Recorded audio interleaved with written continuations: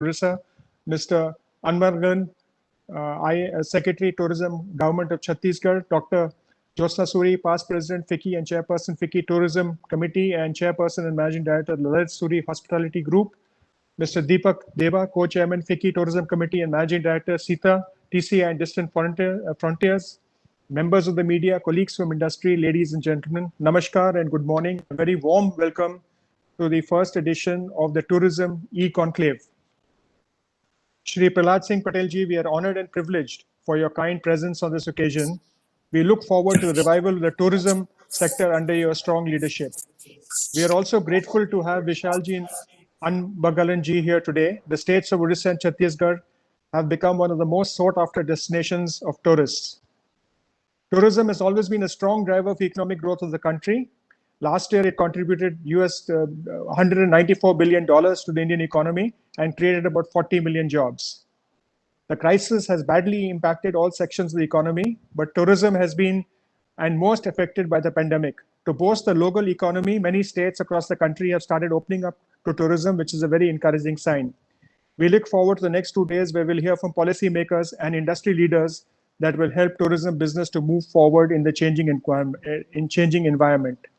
I would like to thank Dr. Josna Suri, past President FICCI and Chairperson FICCI Tourism Committee and Chairperson and Managing Director of the Lalit Suri Hospitality Group for your leadership in putting the Tourism Conclave together. May I now request Dr. Suri to kindly give the welcome address and take the program forward. Thank you and good morning. Thank you, Dilip.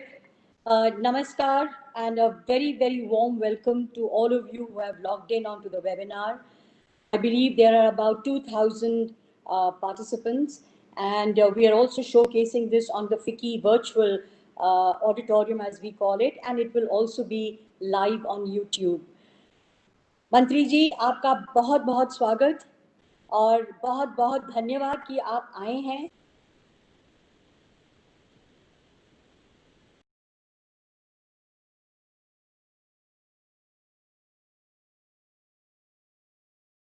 पूरी कोशिश करिए हमारे को आगे चलाने की और राह दिखाने की. आपकी लीडरशिप इस समय आई है, शायद किसी टूरिज्म मिनिस्टर ने ये मौका कभी नहीं देखा होगा जो आज हम आप और आप देख रहे हैं. तो मंत्री जी, ये एक बहुत कठिन समय है और हमें मिलकर ही इसको आगे इसको क्रॉस करना है. जैसे कि दिलीप चुनॉय ने कहा है कि टूरिज्म ही हमको आगे लेके जाएगी, and I firmly believe that the tourism is going to be the torch bearer of the economy for India. We're also delighted to have Shri Vishal Kumar Dev. He is the Commissioner cum Secretary Tourism, Sports and Youth Service Department, Government of Orissa, and Shri Anbalagan P, Secretary Tourism, Government of Chhattisgarh. Thank you very much, both of you, for joining us for this conclave, unusual conclave, but we really appreciate the fact that you have taken the time out to be with us. In the wake of the pandemic, you know, our industry has been more severely impacted, as was pointed out by Mr. Chenoy as well. Everything's come to a grinding halt. मंत्री जी, सब कुछ जैसे एक जगह पे आके रुक गया है और ये होटल्स बंद हो गए, इंटरनेशनल बॉर्डर्स बंद हो गए, यहाँ तक कि डोमेस्टिक बॉर्डर भी बंद हो गए हैं. तो एक अनयूजुअल सिचुएशन है कि एक ग्राइंडिंग हॉल्ट पे हम लोग आके रुक गए हैं और इससे सबसे ज़्यादा इम्पैक्ट जो हुआ है, it has been on the travel, tourism and hospitality industry. We also believe that this is going to take the longest time to recover. मंत्री जी, इसको रिकवर करने के लिए भी बहुत समय चाहिए होगा और इस वजह से हमें मिलके इसका सामना करना है ताकि ये इंडस्ट्री अलाइव रहे, ये सर्वाइव करे, तभी आगे जाके ये कुछ रिवाइवल में आएगी. Last year, the Honorable Prime Minister of India, he urged, Shri Narendra Modi ji urged all Indians to travel within the country, and this could not be more appropriate than it is now. क्योंकि इस समय domestic tourism ही हमें आगे लेके जाएगी. हम ये नहीं कहते कि हमारे को फॉरेनर्स या इनबाउंड टूरिज्म नहीं आएगी, वो ज़रूर आएगी, लेकिन उसमें थोड़ा समय लगेगा. सबसे पहले डोमेस्टिक मूवमेंट ही हमें आगे लेके जाएगी। लेकिन फॉर दिस मंत्री जी, हमें कुछ स्टेट्स के साथ एक सिनर्जी होनी चाहिए। आई नो कि सब स्टेट्स के अपने सब्जेक्ट्स होते हैं, लेकिन क्या हो रहा है कि हर स्टेट ने अपने अपने पॉलिसीज बना के एक बहुत मुश्किल आ गई है कि अगर एक स्टेट से दूसरी स्टेट में जाना हो, कहीं पे 7 दिन की क्वारंटीन है, कहीं पे 14 दिन की क्वारंटीन है, कहीं पे टेस्ट आप करके आ सकते हैं, कहीं पे टेस्ट कराना पड़ता है। तो इस मौके पे अगर एक सिनर्जी आ जाए, and that's why we have done this conclave. और हमारा जो लास्ट सेशन है, वैलिडिक्टरी सेशन, उसमें हमने काफ़ी टूरिज्म मिनिस्टर्स को भी बुलाया है स्टेट्स के, कि अगर हम एक सिनर्जी में आ जाएं ताकि हमारी जो डोमेस्टिक मूवमेंट है वो आसान हो जाए और धीरे धीरे धीरे बढ़ती जाए। और यही इस कॉन्क्लेव का मकसद था कि हम किस तरह से इस सिनर्जी को लेके आएं। अगला आज का दिन और कल का दिन काफ़ी महत्वपूर्ण है हमारी टूरिज्म इंडस्ट्री के लिए, क्योंकि हम काफ़ी सेशंस लेके आए हैं, इंटरेस्टिंग सेशंस हैं। And during today and tomorrow we are going to witness many interesting sessions. मैं एक दफ़ा फिर आपका धन्यवाद करती हूँ मंत्री जी कि आप आए। Thank you very much, Mr. Vijay Kumar Dev as well, along with Mr. Anbalagan. Thank you so much for taking the time to come out to this conclave. I now request Deepak, my co-chair, to actually take the session forward. Thank you very much. Namaskar to all. Deepak, all yours. Thank you, Mrs. Suri. Good morning to all, and welcome to the Tourism E-Conclave by FICCI, Odisha, Chhattisgarh, and Incredible India. We are delighted to have you all today, and as Mrs. Suri said, we have more than 2,000 participants for the next 2 days, and we hope that it will be a very engaging next 2 days. For the first address from the states, we have Mr. Balagan P. He is an IAS officer from the 2004 batch and holds a postgraduate degree in microbiology. An avid traveler and a yoga enthusiast, Mr. Anbalagan is currently handling mining, tourism, and the culture department of Chhattisgarh government. May I request you to kindly give the theme state address? Mr. Anbalagan, all yours. Thank you, Mr. Deepak. Hope I am audible. Yes. Yeah. नमस्कार sir, माननीय मंत्री जी को मेरा नमस्कार और स्वागत है. I welcome all the participants. I'm told that around 2,000 people are already watching it through live media. Being a theme state of this conference and the first speaker, I would like to say that the tourism industry, the tourism and hospitality industry is the most affected because of this COVID scenario. All of us know that. So we are all here to know, we are all here to see, we are all here to think about what would be the next stage, what would be the aftermath of this. How are we going to take it forward? So naturally, the extraordinary problems will have to have extraordinary solutions also. So in this scenario, we as a state, Chhattisgarh, all of us know that it is a very nascent young state. We are just 20 years old, but we are gifted with a lot of natural beauty and a place which would be one people would be wanting to visit after this, especially after this lockdown scenario. Even today, even in Raipur, we have lockdown announced at the local level by the district administration. We are working from home, but I hope this scenario will easily, it will easily take about maybe a month or two, but it should definitely pass on, and we will have a time where people can travel. As Mrs. Suri was mentioning, as of now, not that we are not looking forward to the inbound foreign tourists, but essentially first we should think about the tourists from within, the tourists from the domestic tourists from across the country, those who would like to visit, say for example, the Raipur has one of the largest outbound tourists going out of the country. Now that it is our efforts, the industry altogether, along with the support of the government, should be able to pull all of them towards the domestic destinations, not only within Chhattisgarh, but across the entire spectrum. Incidentally, today's two key states focusing today's conclave is Odisha and Chhattisgarh, neighboring states sharing geography, sharing lot of natural resources, natural beauty spread across both the states. So it would be quite convenient also, and we have had talks in the past also to have regional level collaborations, coordination, so that tourists visiting one state should be able to travel to the other one easily. As ma'am was saying, that the current scenario is posing us a lot of problems, like different methodologies followed for quarantine and protocols established by the state governments. I think this will also get standardized, and as we travel in time, we have also learned a lot about COVID and how it affects and how we can stop it. So with this remark, I also would like to just show you a few slides of Chhattisgarh, because I just didn't want to start the day with the monotony of talks and talks and talks on screen. So I thought just let us share the screen with some colorful photos of what we can definitely offer to the visitors in Chhattisgarh.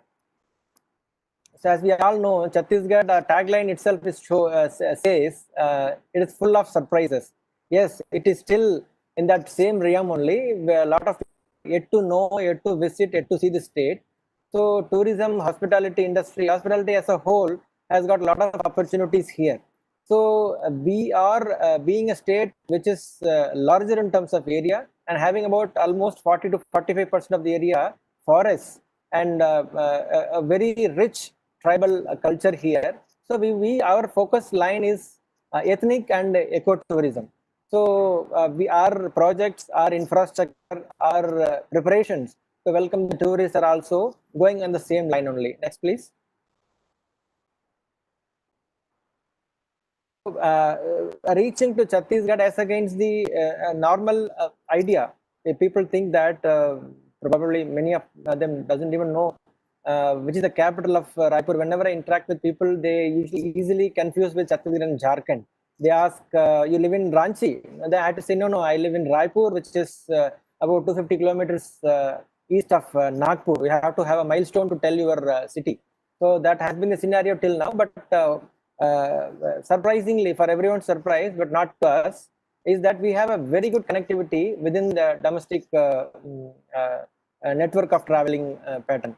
Like starting from Delhi down south to Chennai, Bangalore, Hyderabad, Mumbai, we have flight connectivity from almost all metros, Calcutta. So the connectivity is very good, and naturally the train connectivity is always has been very good, because the Raipur and Bilaspur, two major railway stations within the state, which caters to almost all nooks and corners of the state, falls in the Howrah-Mumbai main railway line. So our connectivity is much better, and the infrastructure part we could develop in the last 20 years has definitely been remarkable, and tourists are definitely welcome. And apart from that, next please. Next please.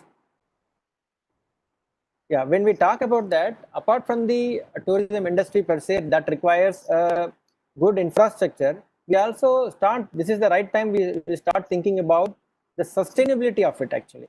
Because what we have learned from the most known, very well-known places in our country that are known for its tourism potential, which has been tapped for all these years, they simultaneously face a lot of problems with regard to the sustainability aspect of it. The kind of waste that gets generated, the kind of activities that keep on keeping the entire place busy actually reduces the lifespan of the entire area. The natural beauty, especially when you talk about ecotourism, it needs to have its own breathing space. So we will have to think about how are we actually going to plan it in such a way that the tourist doesn't get to feel that we are moving from one concrete jungle to another concrete jungle. So most of our projects across the state has been designed and are being developed keeping this in mind, and we are keeping sustainable tourism as one of our most important aspects, and we are in the process of issuing guidelines, and already we have a tourism policy 2020. Very unfortunately, The policy, once it was announced by the government, the COVID scenario has suddenly come in and everything has got changed. But we hope to see that in the coming days we will have a good influx of tourists who are especially interested in tribal tourism, interested in ecotourism. Next, please. So, as I said, the sustainable tourism, Satat Chhattisgarh is going to be our tagline. We would like to emphasize this again and again, that the tourists, they visit us, they keep on visiting us, and every time they visit, they will have the same refreshing experience that they would be getting starting from the first visit. Next, please. Next, please. Next. I'm just running through the slides, and I also promise you that the entire presentation will be made available to all the participants through FICCI later on, because definitely we don't have time to go through all 50 odd slides and talk on everything. But certainly I would like to say that the way forward after the COVID scenario would be definitely to look for such destinations which will be definitely refreshing. I'm telling this because all these days we have been seeing that the lockdown has severely impacted. People had to stay at home. But whenever they get a chance, even in and around Raipur also, I got to see that whenever people get a chance, they just try to run away from the cities, run away from the concrete jungles. They want to go somewhere. And get some refreshing air out of it. Like so, I'm definitely looking forward once this COVID scenario situation is gets normalized and people are able to travel within the state, travel across the state. Definitely, people would be looking for such locations, such places, and naturally, we understand that we should be providing them with world-class infrastructure to stay and all the safety precautions that will have to be taken care of. The new normal will also set in, and since last 4 months, we have been practicing things which we have never thought of before maybe February. So I think the new normal will also set in. The industry is also gearing up. The private players, everybody are getting to understand the importance of it. And with the new scenario, definitely we'll be able to sail through. And some of our tour operators here, they are already working at the grassroots level. They are directly conducting tribal tours, tribal homestays, and they also have been appraised, and the state government has issued guidelines from which people can just take it forward to ensure that they maintain all the safety precautions at a level that everybody feels happy and feels safe while visiting the state. I once again welcome you all for this conclave, as well as I welcome you all to Chhattisgarh. Visit us and experience the best of what India can give it to all of us. Thank you so much. Thank you so much, Mr. Anabhagan. It's very encouraging to hear about Chhattisgarh. You made a very important point about regional level collaboration, giving the example of Chhattisgarh and Orissa, both states of which are present today. I think that's a very important point.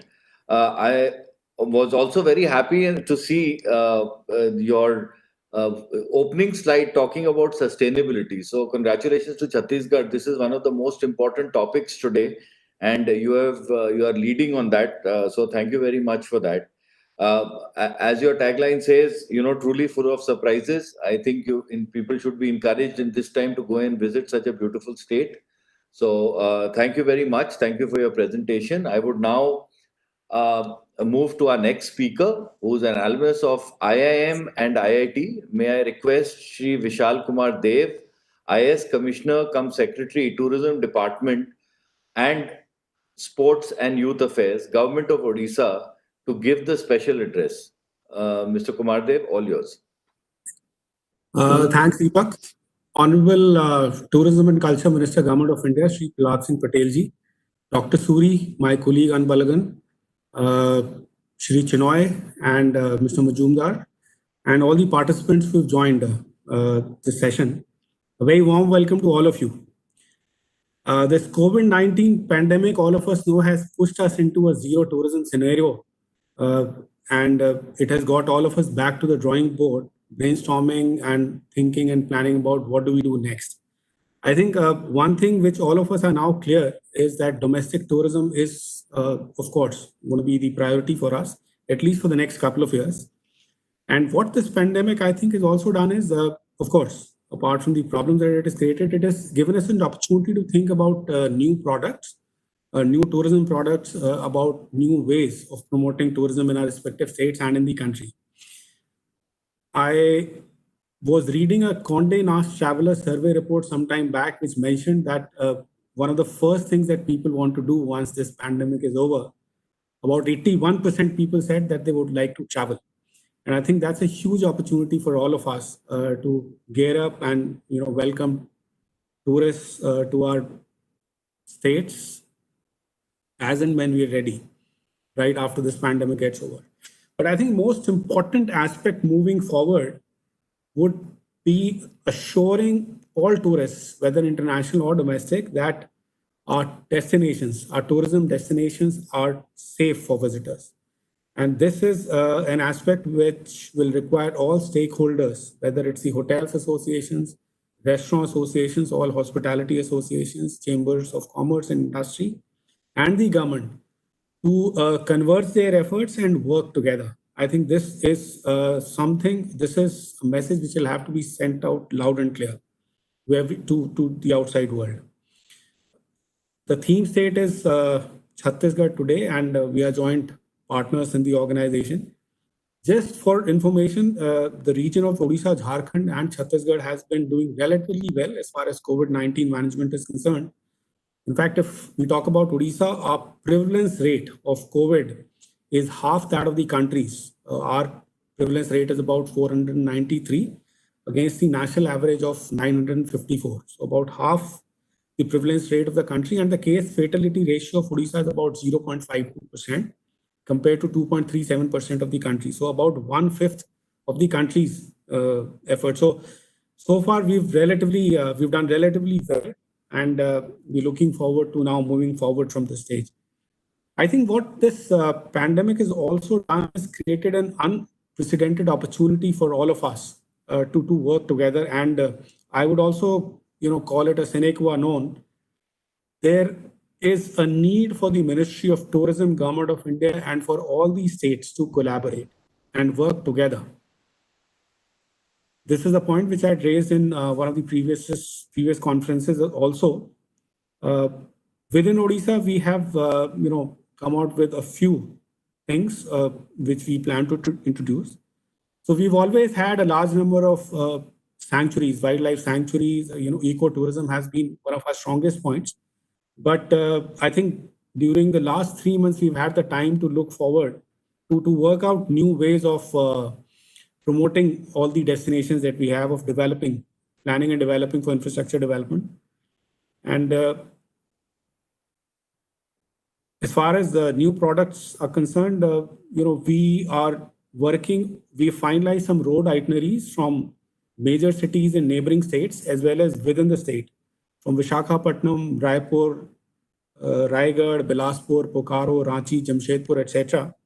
And we shall be starting promotion of these road itineraries from the month of September, because tourism season in Odisha typically begins in October.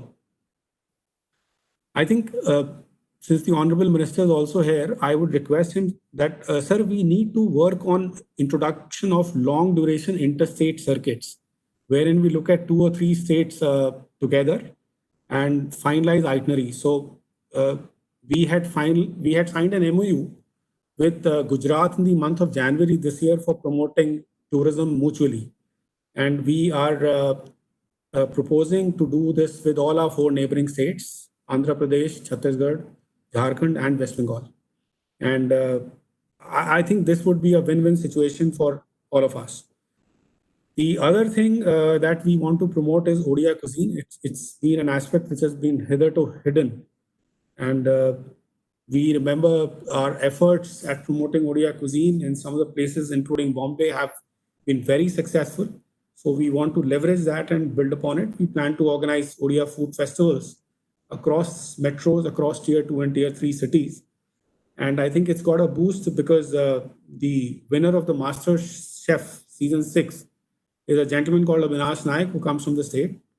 So that has also created a buzz, and there is a lot of excitement for promoting Odia cuisine, and through Odia cuisine promoting Odisha tourism. We organized a hugely successful glamping festival called Eco Retreat at Konark. We had organized a National Tourism Ministers Conference also there, which was attended by the Honorable Union Minister for Tourism. And seeing its success, we have decided to replicate it at 4 more locations this year, God willing, the COVID pandemic situation improving. So we plan to start sometime in November and go on till mid or end of February. It's on similar lines as the Run Utsav, which is organized in Kutch, and I think the feedback has been absolutely brilliant and very encouraging. We have also decided to introduce luxury river cruises. We've got a beautiful backwater and mangrove system in Bhitar Kanika, and we've got several other rivers, including Mahanadi, Subarnarekha. We plan to use them to good use for promoting tourism. And as I was mentioning, one is usually so busy with day-to-day management that one gets very little time to think and deliberate upon what can be done. So the last 3 months have given us a lot of time to consolidate, to think about what exactly we should be doing with our various tourist destinations. And I think the point that Dr. Suri mentioned about the synergy among states, I'll end with that point again, that it's not only an opportunity, but I think it's now essential that all of us cooperate and collaborate. The Government of India and the states in working out long duration circuits and in promoting tourism mutually. So if we are proposing to sign an MOU with Chhattisgarh, for example, we would promote Chhattisgarh within Odisha, and we would expect Chhattisgarh government to promote Odisha within Chhattisgarh. So these are some of the thoughts that I had, and I am glad that I was given an opportunity to share them with you. Tomorrow we'll be giving a detailed presentation in the first session, which talks about hidden jewels of India. And I can tell you there are hundreds of them in Odisha. So looking forward to the sector reviving. And I remember the tagline that FICCI had given last time: revive, strive, and survive, revive, and there was something else I'm forgetting, but Thrive. Let's move. Yeah, and thrive. That's right. Thank you so much. Thanks a lot. Thank you so much, Mr. Vishalji. Thank you very much for your views, your thoughts. I must say that we're very encouraged to hear that this luxury backwater cruises, because cruising is going to be this, especially river cruising is already doing extremely well in Europe, and this is the product that, if you can develop, will definitely bring a lot of life to Odisha. I think Mrs. Suri and you both, and I think we had earlier also heard this about 2 to 3 states getting together. That is something which is really the way forward in our view also. And if you create bubbles between states, that could be a great start to domestic tourism in giving confidence. So I think, we could debate more about that on how to create it. But if you create safe bubbles between 2 to 3 states, you are automatically creating a lot of confidence between people in neighboring states, considering the low COVID numbers, which will then encourage other people from the states from a distance coming to visit you all. So the bubbles could be something that could be used even within states that we could do. And again, thank you very much for bringing up ecotourism. That's very, very important. Now, just give me 1 second. I believe the minister had to. Yeah, so I've just been told that the minister was asked to leave for an urgent meeting and would not be able to address us. So we would then move on to Mrs. Suri to give us her closing remarks, and to give us a closing remarks so that we can then conclude. Honorable Minister is there, sir. Honorable Minister is there. I can see Mantri ji. I can see him there. So my apologies, because I was sent a message. No. So please ask him to speak. My apologies, Manish. I saw anyway. So, sorry, मंत्री जी, मैंने message मेरे को लगता है गलत पढ़ लिया, पर it gives me now great pleasure to welcome our chief guest, our Honorable Minister of State for Tourism and Culture, Government of India, Shri Prahlad Singh Ji Patel, to give us the inaugural address. Mantri ji. सम्मानीय doctor Jyotsna Suri ji, Dilip ji, mister Anvalan ji, Vishal ji, mister Deepak, एक अच्छी चर्चा मैंने सुनी है और मुझे लगता है कि जिस दौर में हम आपस में बात कर रहे हैं, ऐसा चित्र हम सबने कभी जिंदगी में देखा नहीं। शताब्दी के पहले की परिस्थितियां आई हैं, ऐसा इतिहास लिखता है। और इसलिए मुझे लगता है कि हम सब उस चुनौती के बारे में अपरिचित हैं और जो सामने चुनौती है उसके समाधान हम सबको मिलकर ही खोजने होंगे। मैंने अपने जीवन में 3 बार प्राकृतिक आपदाओं में काम करने का मुझे मौका मिला है। मैं तब बड़ी दृढ़ता के साथ कहता था कि जब भी कभी ऐसी परिस्थितियों का निर्माण हो, चाहे वो व्यक्तियों के द्वारा हो या प्रकृति के द्वारा हो, जहां पर हम सबको कुछ सूझ ना रहा हो, सब कुछ नया नया हो और जिसके दूर तक कोई अभी संभावना ना दिख रही हो, उसमें भी हमें अपनी जिम्मेदारियों को पूरा करना पड़ेगा। पहले दिन से ही हम निराश बैठ जाएं, उसे आपदा मान लें, मैं इन बातों का समर्थक ना था और ना हूं, ना शायद रहूंगा। ये हम सबके परीक्षा का काल है, नेतृत्व का परीक्षा का काल है। वो चाहे सत्ता का नेतृत्व हो, चाहे वो समाज का नेतृत्व हो, चाहे वो व्यापार का नेतृत्व हो। मैं कम से कम जिस मंत्रालय को देख रहा हूं, वहां सीधे तौर पर मुझ पर कोई जिम्मेदारी नहीं आती, लेकिन नैतिक जिम्मेदारी सिर्फ और सिर्फ मेरी ही है और मेरे मंत्रालय की है। उससे मैं इस बात को लेकर विश्वास रखता हूं कि जब भी समय गुजरेगा, पूरी दुनिया से पीड़ित है, हम बॉर्डर खोलना भी चाहें तो दूसरा तैयार नहीं होगा तो हम नहीं खोल सकते हैं। ज्योत्सना जी ने एक बड़ी अच्छी बात कही है कि राज्यों में जो अलग अलग टाइमलाइंस तय कर रखी है क्वारंटाइन के बारे में, ये कठिनाई है। ये एक रूप होना चाहिए, लेकिन एक रूप होने का डायरेक्शन शायद केंद्र नहीं दे सकता, क्योंकि राज्यों से लगातार इस बारे में बात हो रही है। मैं भी राज्य के पर्यटन मंत्रियों से, कल्चर मिनिस्टर से फिर से बात करने वाला हूँ और उसमें हमने अपने सेक्रेटरी कल्चर को, टूरिज्म को कहा भी है कि वो निचले स्तर पर उस स्तर के अधिकारियों से बात भी करें। मैं विशाल हूँ या अनवालागन हूँ, मैं दोनों की बात का सम्मान करता हूँ और मैं मानता हूँ, मैं दोनों की वर्किंग को मैं निकट से जानता भी हूँ। मुझे लगता है कि हमें एक बार फिर से तय करना, साथ में बैठना पड़ेगा कि हमारी प्राथमिकताएं क्या है। हम अगर मानकर चलते हैं कि जैसे कहा कि हम 3 राज्यों का एक सर्किट बनाएं, तो सर्किट को हम डिजाइन कर सकते हैं लेकिन इंफ्रा खड़ा नहीं कर सकते। ये बात हम सबको समझनी पड़ेगी। इस खाली समय का उपयोग अगर हमें करना है तो इस खाली समय में हम क्या कर सकते हैं। और इसलिए मुझे लगता है कि जो फिक्की का प्रयास है, मैं इस बात का धन्यवाद करता हूँ कि हम सबको इन परिस्थितियों में एक बार ये तय करना पड़ेगा कि हमारी इंडस्ट्री, अब इंडस्ट्री बहुत खतरनाक मोड़ पर आ गई है।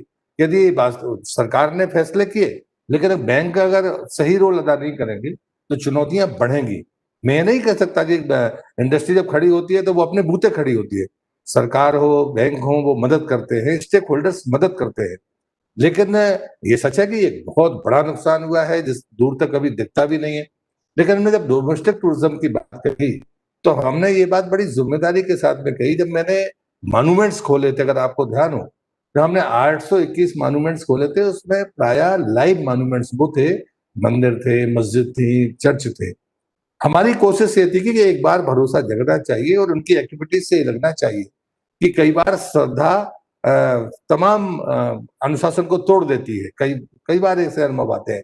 एक टेस्टिंग थी, लेकिन उसमें साथ में बैरियर था कि राज्य की सरकार चाहेगी तो वो खुलेगा, क्योंकि कानून व्यवस्था, परिस्थितियों को जानना, वो डिस्ट्रिक्ट एडमिनिस्ट्रेशन और राज्य को आप बाईपास नहीं कर सकते। इसलिए हमारी उसमें कंडीशन थी कि हमने जो एसओपी जारी की थी उसमें साफ कहा था कि राज्य और हमारा डिस्ट्रिक्ट एडमिनिस्ट्रेशन जब अनुमति देगा तभी वो खुल पाएंगे, भले वो एसआई के मॉन्यूमेंट हो या किसी और के हो।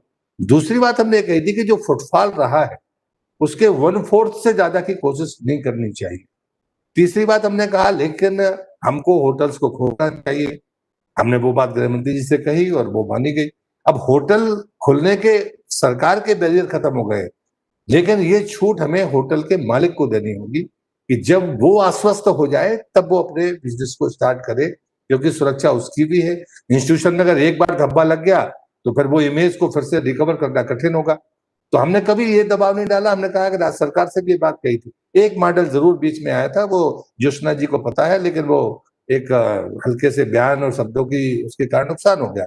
मेरा मानना था कि जैसे छत्तीसगढ़ के लोग हैं, वो देश के बाहर घूमने बहुत बड़ी मात्रा में जाते हैं। छत्तीसगढ़ के बारे में लोगों को शायद इतना ही पता होगा कि छत्तीसगढ़ लोग आएंगे। छत्तीसगढ़ से देश के बाहर घूमने वालों की संख्या बहुत है, लेकिन आज की तारीख में वो देश के बाहर नहीं जा सकते। तो नॉर्थ ईस्ट है या गर्मी के कारण हिमालयन स्टेट में अगर वो जाना चाहे, तो ये बात शुरू में आई थी कि अगर उस समय क्वारंटाइन का समय 14 दिन था, तो वो इस बात के लिए दिल्ली के लोग, कुछ छत्तीसगढ़ के लोग इस बात के लिए तैयार थे। हम ग्रुप में जाना चाहते हैं, 14 दिन होटल में ही रहना चाहते हैं। अगर 14 दिन में हमारे पूरे ग्रुप में कहीं कोई डिस्टरबेंस नहीं दिखता, तो फिर हमें अगर मैं हिमाचल में हूं तो मुझे हिमाचल ग्रुप को घूमने दिया जाए। ये जो लॉजिक था वो लॉजिक किन्हीं कारणों से गड़बड़ा गया। और इसी प्रकार से मैंने नॉर्थ ईस्ट के लोगों से भी बात की थी। हमको डोमेस्टिक टूरिज्म को शुरुआत करने के बारे में मिलकर सोचना होगा। हमें दोनों प्रकार से सोचना होगा। एक, हमारे राज्य में आएंगे तो राज्य को आय होगी। एक, जो राज्य के वो लोग जो देश के बाहर घूमने जाते थे वो देश के बाहर ना जाएं तो राज्य के भीतर घूमे, या ऐसे राज्यों में जहां वो ठंडे अगर जगह पे जाना चाहते हैं तो नॉर्थ ईस्ट है, हिमालयन स्टेट्स है।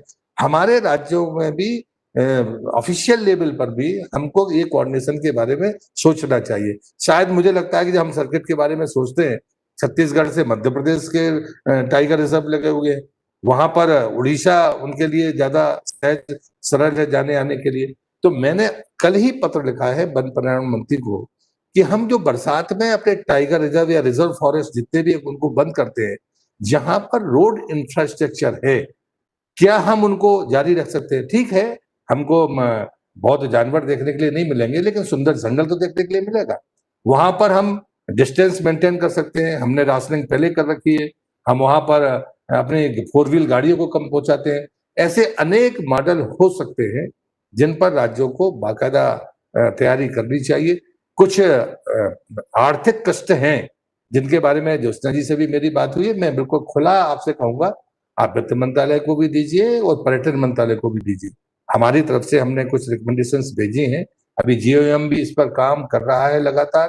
उस जीओएम में पर्यटन मंत्रालय ने अपनी रिपोर्ट रखी है। जो स्टेक होल्डर्स की प्रॉब्लम्स आई थी उनको हमने एड्रेस करने की कोशिश की, और मुझे विश्वास है कि सरकार की जितनी सामर्थ्य है उस आधार पर हम अपने कदम उठाते चलेंगे। छोटे तौर पर हमने बहुत सारे फैसले अभी किए हैं। मैंने गाइड्स के बारे में किया है। ताजमहल में 25,000 की फीस थी, मैंने कहा ना, वेव करके मैंने 5,000 ही की है कि हम मार्च 2021 तक हमें ये चीजें ठीक करनी पड़ेंगी। तो चाहे वो गाइड्स हो, चाहे हमारे ट्रेवलर्स हो, हमने कुछ जगह पर इस बात की भी छूट दी है कि अगर आपको ऑडिट नहीं करने की जरूरत है तो चलिए आप फोटोग्राफ्स भेजिए, हम उसको शुरू करेंगे। इन चीजों से हमको इस बीच में मिलजुल कर, अब कुछ लोगों ने राज्यों की बात की है कि राज्य हमारे हॉस्पिटल जो हमारा क्षेत्र है उसको इंडस्ट्री का दर्जा दे दे। कुछ ने इलेक्ट्रिसिटी के वेव ऑफ की बात की है या कम करने की बात की है कि जब हमारे होटल चल ही नहीं रहे तो वो जो स्लैब है उसको कर दिया जाए, लेकिन ये राज्य का मामला है। तो मैंने तय किया कि राज्य के मुख्यमंत्री को भी मैं पत्र लिख रहा हूं, क्या हम मिल बैठकर इस इंडस्ट्री को बचाने के लिए जो जो कर सकते हैं, मुझे लगता है कि हम सबको मिलकर ही करना पड़ेगा। फिक्की की ये कोशिश है, जो 2 दिन की आपकी डिबेट होगी उसमें जो चीजें सुझाव के तौर पर आए, जो समस्या के तौर पर आए, मैं चाहूंगा कि पर्यटन मंत्रालय को आप दें इससे, क्योंकि हम सबकी जिम्मेदारी है। अगर पर्यटन का क्षेत्र चाहे डोमेस्टिक ही सही हम शुरू करेंगे तो हम 2 काम करते हैं हमेशा। जब हम पर्यटन के क्षेत्र में जाते हैं तो हमारा नॉलेज बढ़ता है, लेकिन हम लोगों का जीवन भी देते हैं, कुछ लोगों को रोजगार देते हैं, इससे कोई इनकार नहीं कर सकता। और इसलिए ये काम महत्वपूर्ण है, चुनौती बड़ी है, लेकिन मैं नहीं मानता कि उसको हम पार नहीं पा पाएंगे। हाँ, देरी से शुरू होगा, लेकिन डोमेस्टिक टूरिज्म में अगर हमने भरोसा पैदा करके बेहतर कोऑर्डिनेशन किया तो मैं मानता हूं कि हम जल्दी प्रारंभ करने की स्थिति में होंगे। जो अपन हमारे सामने आंकड़े आ रहे हैं वो आंकड़े तो बहुत भयावह है कि हम इंडस्ट्री को अगर हम दिसंबर तक इस स्थिति में रहे तो मैं समझता हूं कि 80 से 90% नुकसान की तरफ हम आगे बढ़ेंगे।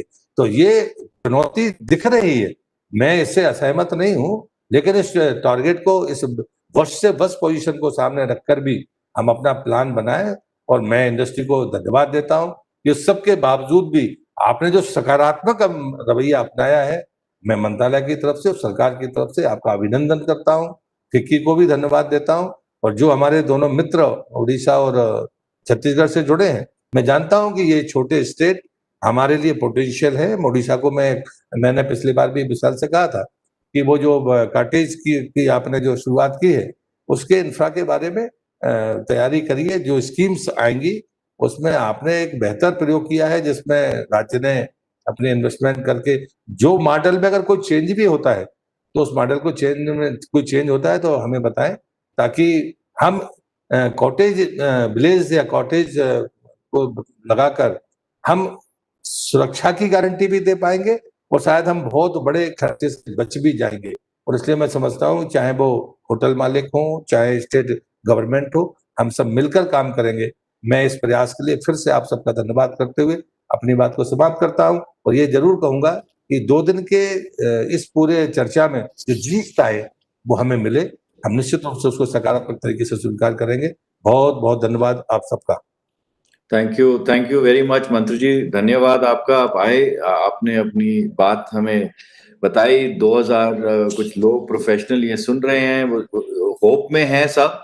आपने बिल्कुल सही कहा कि जो हमारी इंडस्ट्री है, जैसे आरबीआई ने भी सर्वे करी, वो कह रहे हैं अगले 6 महीने में 90% रिकवरी चांस कम है, एविएशन में 85%। तो आप भी देख रहे हैं, हम भी यही देख रहे हैं, बड़ी मुश्किल के बीच जारी है इंडस्ट्री। और आपने सही कहा, सब मिलजुल के कोई उपाय निकालेंगे, और कोई तरीका ही नहीं है, उपाय तो निकालना ही है। पर ये जब तक स्टेट्स, आपके मंत्रालय, कल्चर मिनिस्ट्री, फाइनेंस, कॉमर्स सब मिलके करेंगे तो आई थिंक हम लोग फिक्की तो सबको ला रही है एक साथ, ये करके आगे बढ़े तो हम हर चीज की प्रॉब्लम हम लोग ढूंढ सकते हैं। और आपका इसमें बहुत बड़ा पार्टिसिपेशन है और उसके लिए धन्यवाद। आज आप हमारे साथ आए और हमें अपनी बात बताई। बहुत धन्यवाद, thank you. Thank you. So, on behalf of FICCI, I thank all of you for having joined us this morning. सबसे पहले तो मैं मंत्री जी का धन्यवाद करूंगी कि मंत्री जी, जैसे मैंने शुरुआत में कहा था, आपकी लीडरशिप इस समय इतनी हमारे लिए महत्वपूर्ण है और आपने हमारे को हर समय पे हमारी सहयोग किया है। आपकी बात पूरी हम समझ रहे हैं और हमें मिलजुल के ही करना है, ये हम करेंगे। और आपने जैसे बताया कि स्टेट सब्जेक्ट्स जो हैं आप भी उनमें आगे लगे हैं, आपकी तरफ से भी बढ़ोतरी हो रही है और हमारी तरफ से भी, तो स्टेट्स को मिलजुल के करना है। Vishal, I'm sorry I referred to you as Vijay in my last introduction. I'm really sorry about that. Vishal, जो आपने कहा है, and you're actually on the same page as all of us, that it has to be a collaboration between the states. And your idea about signing an MOU with Chhattisgarh is great. Going into a bubble where we can create some safe zones, I think it's fantastic. So thank you so much for coming in, Vishal. Highly appreciated. Anbalaganji, Chhattisgarh unexplored state hai. It is full of surprises, and we are ourselves looking forward to enjoy some of those surprises. So thank you all very much. Thank you, Deepak. Thank you, Dilip. Thank you, FICCI, for this wonderful inaugural. Namaskar. Stay safe. Stay healthy. Thank you so much. Thank you very much, Mr. Suri. Thank you. Thank you. Thank you. Thanks so much, Vishalji, for being here. And thank you so much, everybody. Thank you, Deepak. Thank you, Anbalaganji. Thank you, Thanks. Vishalji. Thank you. Thank you. Thank you. Thank you so much. Thank you. Good day. Thank you so much, Mr. Annabagal.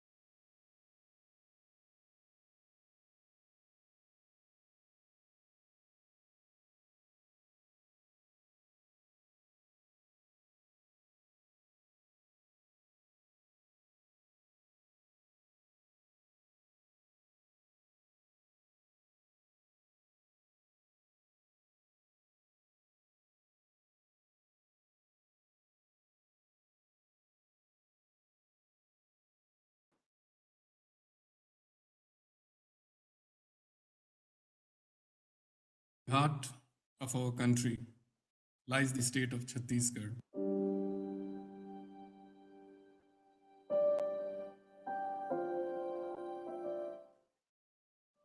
It is a state that might be politically young in years, but it is a land where mysteries tend to unfold at every step, where history awaits to be discovered at every turn, and where nature pours forth its bounty as the journey progresses.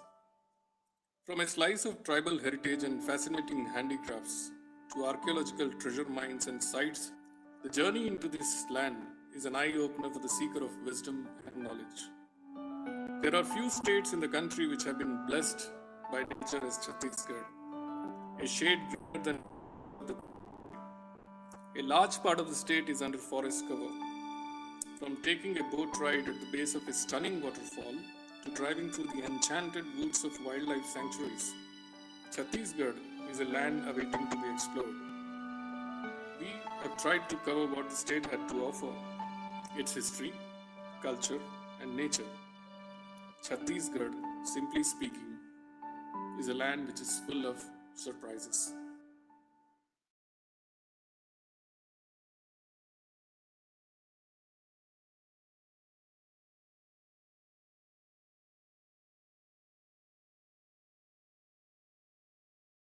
In the heart of our country lies the state of Chhattisgarh.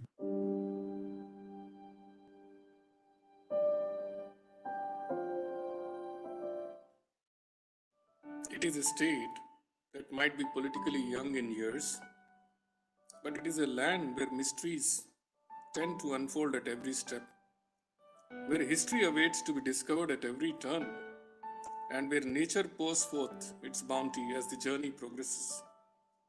From a slice of tribal heritage and fascinating handicrafts to archaeological treasure mines and sites, the journey into this land is an eye-opener for the seeker of wisdom and knowledge.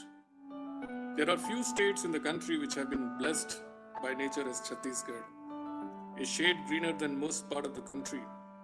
A large part of the state is under forest cover. From taking a boat ride at the base of a stunning waterfall to driving through the enchanted woods of wildlife sanctuaries, Chhattisgarh is a land awaiting to be explored. We have tried to cover what the state had to offer, its history, culture, and nature. Chhattisgarh, simply speaking, is a land which is full of surprises. In the heart of our country lies the state of Chhattisgarh.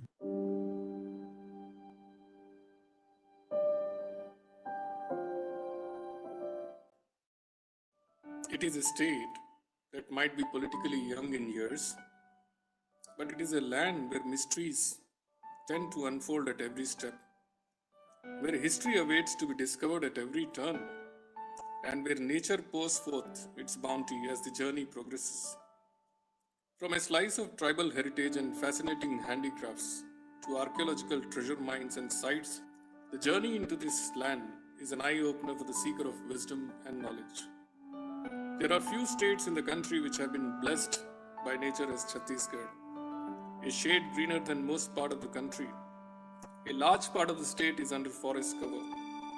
From taking a boat ride at the base of a stunning waterfall to driving through the enchanted woods of wildlife sanctuaries, Chhattisgarh is a land to explore. We have tried to cover what the state had to offer, its history, culture, and nature. Chhattisgarh, simply speaking, is a land which is full of surprises. In the heart of our country lies the state of Chhattisgarh.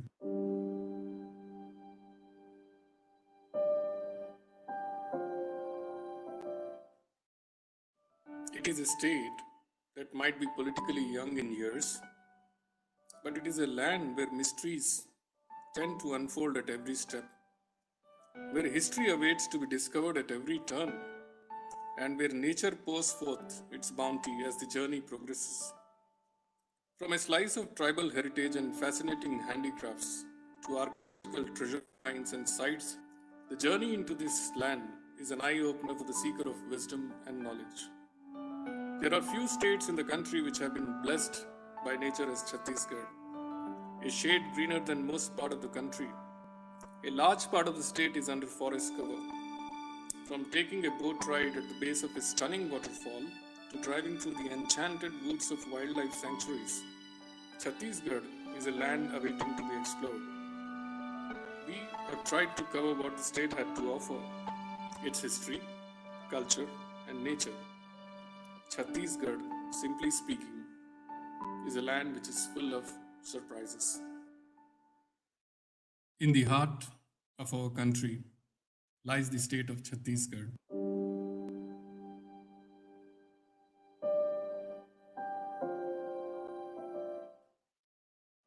It is a state that might be politically young in years, but it is a land where mysteries tend to unfold at every step, where history awaits to be discovered at every turn, where nature pours forth its bounty as the journey progresses. From a slice of tribal heritage and fascinating handicrafts to archaeological treasure mines and sites, the journey into this land is an eye-opener for the seeker of wisdom and knowledge. There are few states in the country which have been blessed by nature as Chhattisgarh, a shade greener than most part of the country. A large part of the state is under forest cover. From taking a boat ride at the base of a stunning waterfall to driving through the enchanted woods of wildlife sanctuaries, Chhattisgarh is a land awaiting to be explored. We have tried to cover what the state had to offer, its history, culture, and nature. Chhattisgarh, simply speaking, is a land which is full of surprises. In the heart of our country lies the state of Chhattisgarh.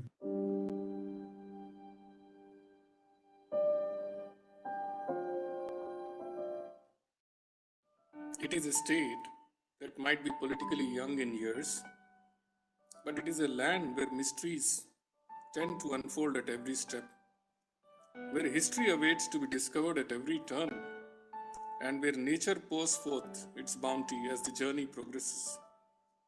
From a slice of tribal heritage and fascinating handicrafts to archaeological treasure mines and sites, the journey into this land is an eye-opener for the seeker of wisdom and knowledge.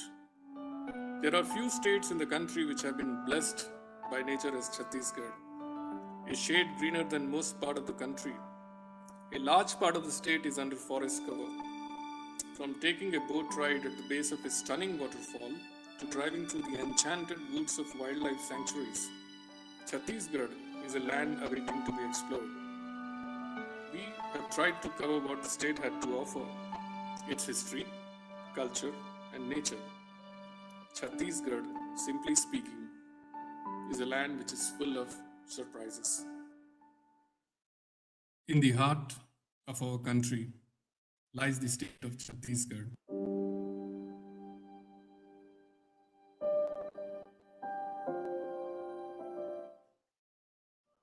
It is a state that might be politically young in years, but it is a land where mysteries tend to unfold at every step, where history awaits to be discovered at every turn, and where nature pours forth its bounty as the journey progresses.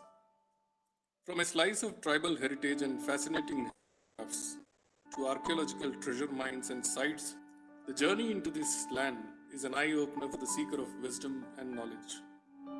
There are few states in the country which have been blessed by nature as Chhattisgarh, a shade greener than most part of the country.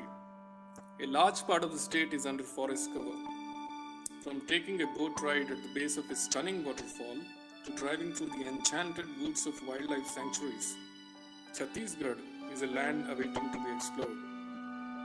We have tried to cover what the state had to offer, its history, culture, and nature. Chhattisgarh, simply speaking, is a land which is full of surprises. The heart of our country lies the state of Chhattisgarh.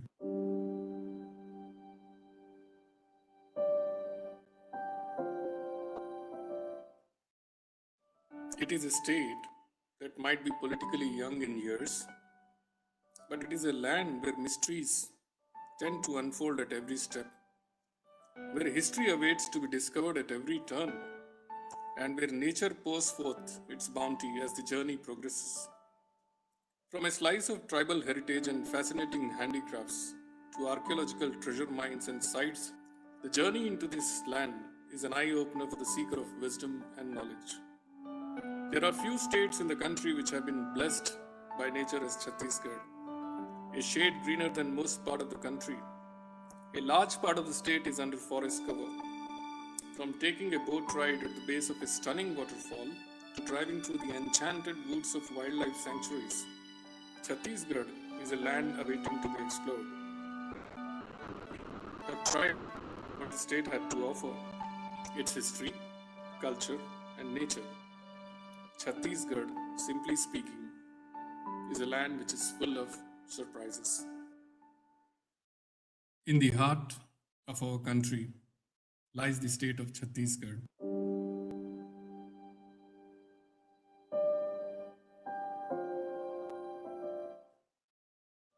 It is a state that might be politically young in years, but it is a land where mysteries tend to unfold at every step, where history awaits to be discovered at every turn, and where nature pours forth its bounty as the journey progresses. From a slice of tribal heritage and fascinating handicrafts to archaeological treasure mines and sites, the journey into this land is an eye-opener for the seeker of wisdom and knowledge. There are few states in the country which have been blessed by nature as Chhattisgarh, a shade greener than most part of the country. A large part of the state is under forest cover. From taking a boat ride at the base of a stunning waterfall to driving through the enchanted woods of wildlife sanctuaries, Chhattisgarh is a land awaiting to be explored. We have tried to cover what the state had to offer, its history, culture, and nature. Chhattisgarh, simply speaking, is a land which is full of surprises. In the heart of our country lies the state of Chhattisgarh.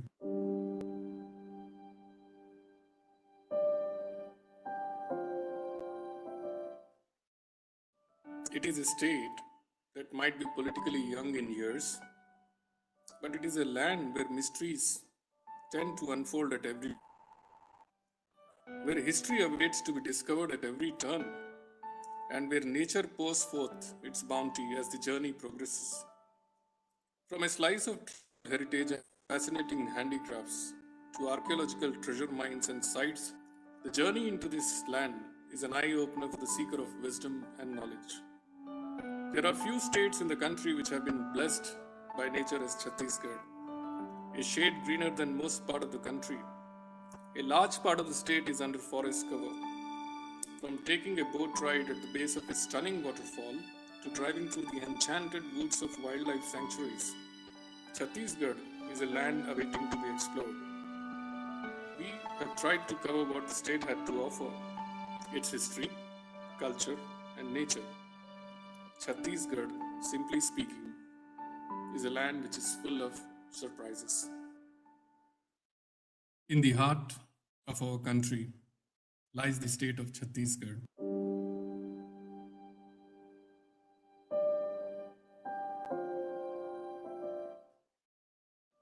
It is a state that might be politically young in years, but it is a land where mysteries tend to unfold at every step, where history awaits to be discovered at every turn, and where nature pours forth its bounty as the journey progresses. From a slice of tribal heritage and fascinating handicrafts to archaeological treasure mines and sites, the journey into this land is an eye-opener for the seeker of wisdom and knowledge. There are few states in the country which have been blessed by nature as Chhattisgarh, a shade greener than most part of the country. A large part of the state is under forest cover. From taking a boat ride at the base of a stunning waterfall, sanctuaries, Chhattisgarh is a land awaiting to be explored. I've tried to cover what the state had to offer, its history, culture, and nature. Chhattisgarh, simply speaking, is a land which is full of surprises. In the heart of our country lies the state of Chhattisgarh.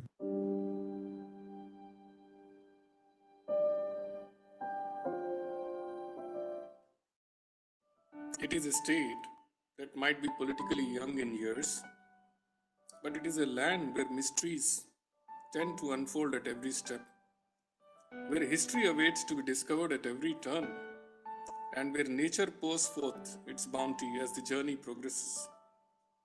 From a slice of tribal heritage and fascinating handicrafts to archaeological treasure mines and sites, the journey into this land is an eye-opener for the seeker of wisdom and knowledge.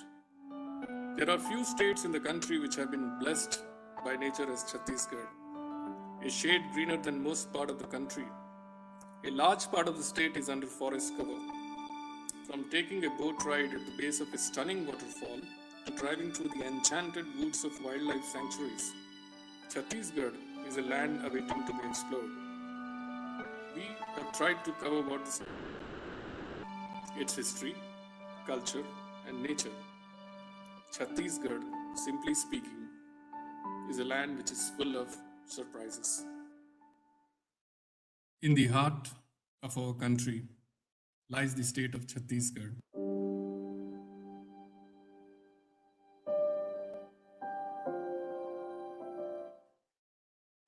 It is a state that might be politically young in years, but it is a land where mysteries tend to unfold at every step, where history awaits to be discovered at every turn, and where nature pours forth its bounty as the journey progresses.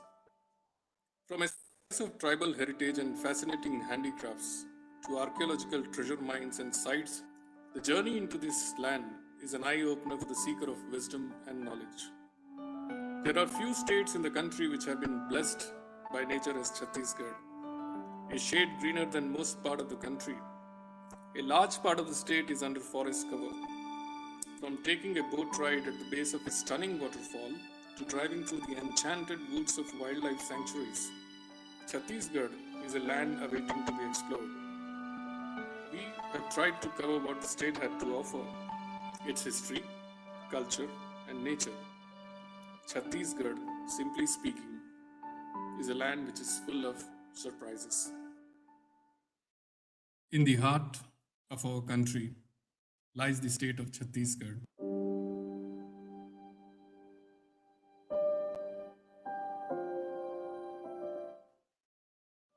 It is a state that might be politically young in years, but it is a land where mysteries tend to unfold at every step, where history awaits to be discovered at every turn, and where nature pours forth its bounty as the journey progresses. From a slice of tribal heritage and fascinating handicrafts to archaeological treasure mines and sites, the journey into this land is an eye-opener for the seeker of wisdom and knowledge. There are few states in the country which have been blessed by nature as Chhattisgarh, a shade greener than most part of the country. A large part of the state is under forest cover. From taking a boat ride at the base of a stunning waterfall to driving through the enchanted woods of wildlife sanctuaries, Chhattisgarh is a land awaiting to be explored. We have tried to cover what the state had to offer, its history, culture, and nature. Chhattisgarh, simply speaking, is a land which is full of surprises. In the heart of our country lies the state of Chhattisgarh.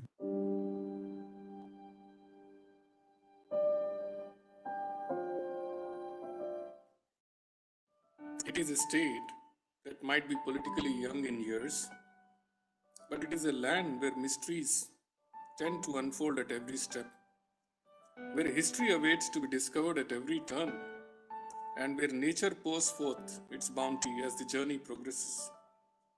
From a slice of tribal heritage and fascinating handicrafts to archaeological treasure mines and sites, the journey into this land is an eye-opener for the seeker of wisdom and knowledge. There are few states in the country which have been blessed by nature as Chhattisgarh, a shade greener than most part of the country. A large part of the state is under forest cover. From taking a boat ride at the base of a stunning waterfall to driving through the enchanted woods of wildlife sanctuaries, Chhattisgarh is a land awaiting to be explored. We have tried to cover what the state had to offer, its history, culture, and nature. Chhattisgarh, simply speaking, is a land which is full of surprises. In the heart of our country lies the state of Chhattisgarh.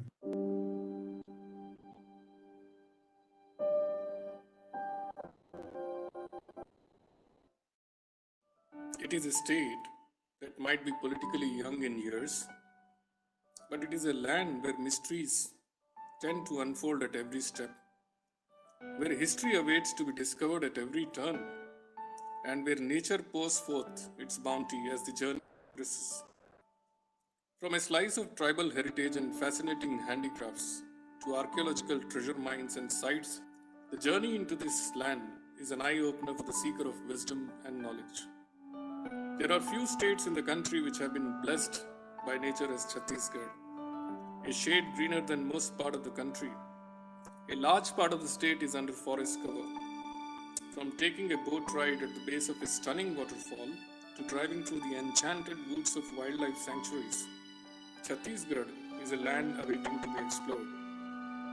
We have tried to cover what the state had to offer, its history, culture, and nature. Chhattisgarh, simply speaking, is a land which is full of surprises. In the heart of our country lies the state of Chhattisgarh.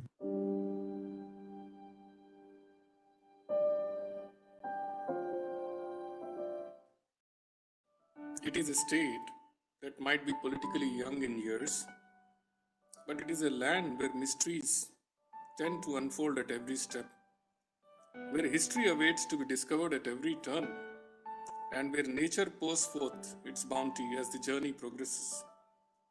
From a slice of tribal heritage and fascinating handicrafts to archaeological treasure mines and sites, the journey into this land is an eye opener for the seeker of wisdom and knowledge. There are few states in the country which have been blessed by nature as Chhattisgarh, a shade greener than most part of the country. A large part of the state is under forest cover. From taking a boat ride at the base of a stunning waterfall to driving through the enchanted woods of wildlife sanctuaries, Chhattisgarh is a land awaiting to be explored. We have tried to cover what the state had to offer, its history, culture, and nature. Chhattisgarh, simply speaking, is a land which is full of surprises. The heart of our country lies the state of Chhattisgarh.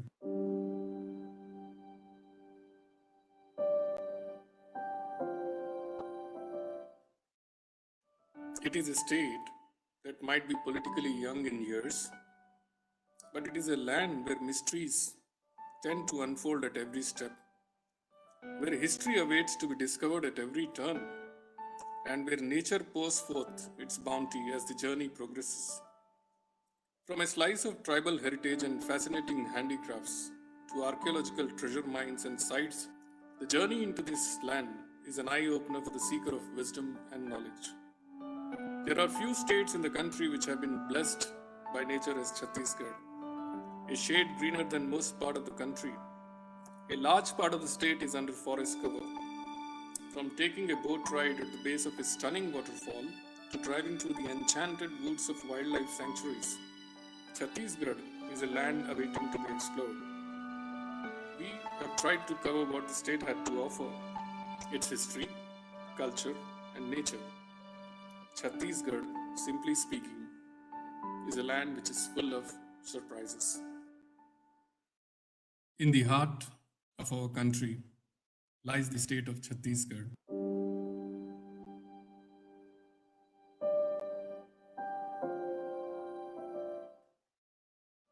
It is a state that might be politically young in years, but it is a land where mysteries tend to unfold at every step, where history awaits to be discovered at every turn, and where nature pours its bounty as the journey progresses.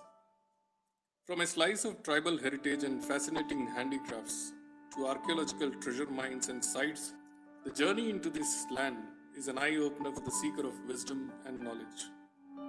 There are few states in the country which have been blessed by nature as Chhattisgarh, a shade greener than most part of the country. A large part of the state is under forest cover. From taking a boat ride at the base of a stunning waterfall to driving through the enchanted woods of wildlife sanctuaries, Chhattisgarh is a land awaiting to be explored. We have tried to cover what the state had to offer, its history, culture, and nature. Chhattisgarh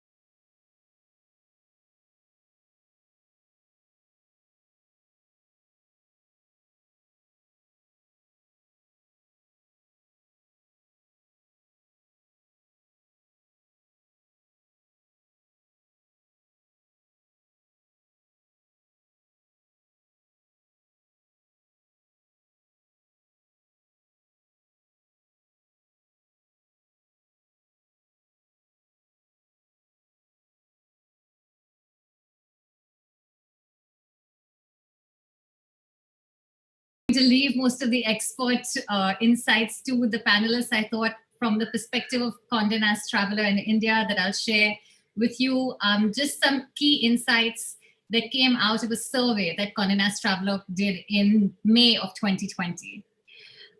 There's just 2 points that I thought would be useful to highlight from what came out of that survey. And I should point out that the audience for us is very much based in the major metros of the country. The very first thing that came out loud and strong is that the urge and the desire to travel is alive and kicking. People have been speaking a lot about revenge spending in other parts of the world, but personally, I see a lot of revenge traveling taking place in India. Despite the very strict lockdown, Condé Nast Traveler has seen 100% increase in digital audiences on our website. People are hungry for information on travel. They are consuming lots and lots of travel content every day. They're getting inspired and they're trying to understand as much as they can about what is possible, what is safe, what they can and cannot do. They are constantly and continuously making plans to travel. So I think that's a fair bit of very positive news for all of us here and for all of you watching as well. The second point I'd like to make before handing over to the panelists is that where we are likely to travel, why and how we are likely to travel is all changing. And that presents new opportunities when the time comes.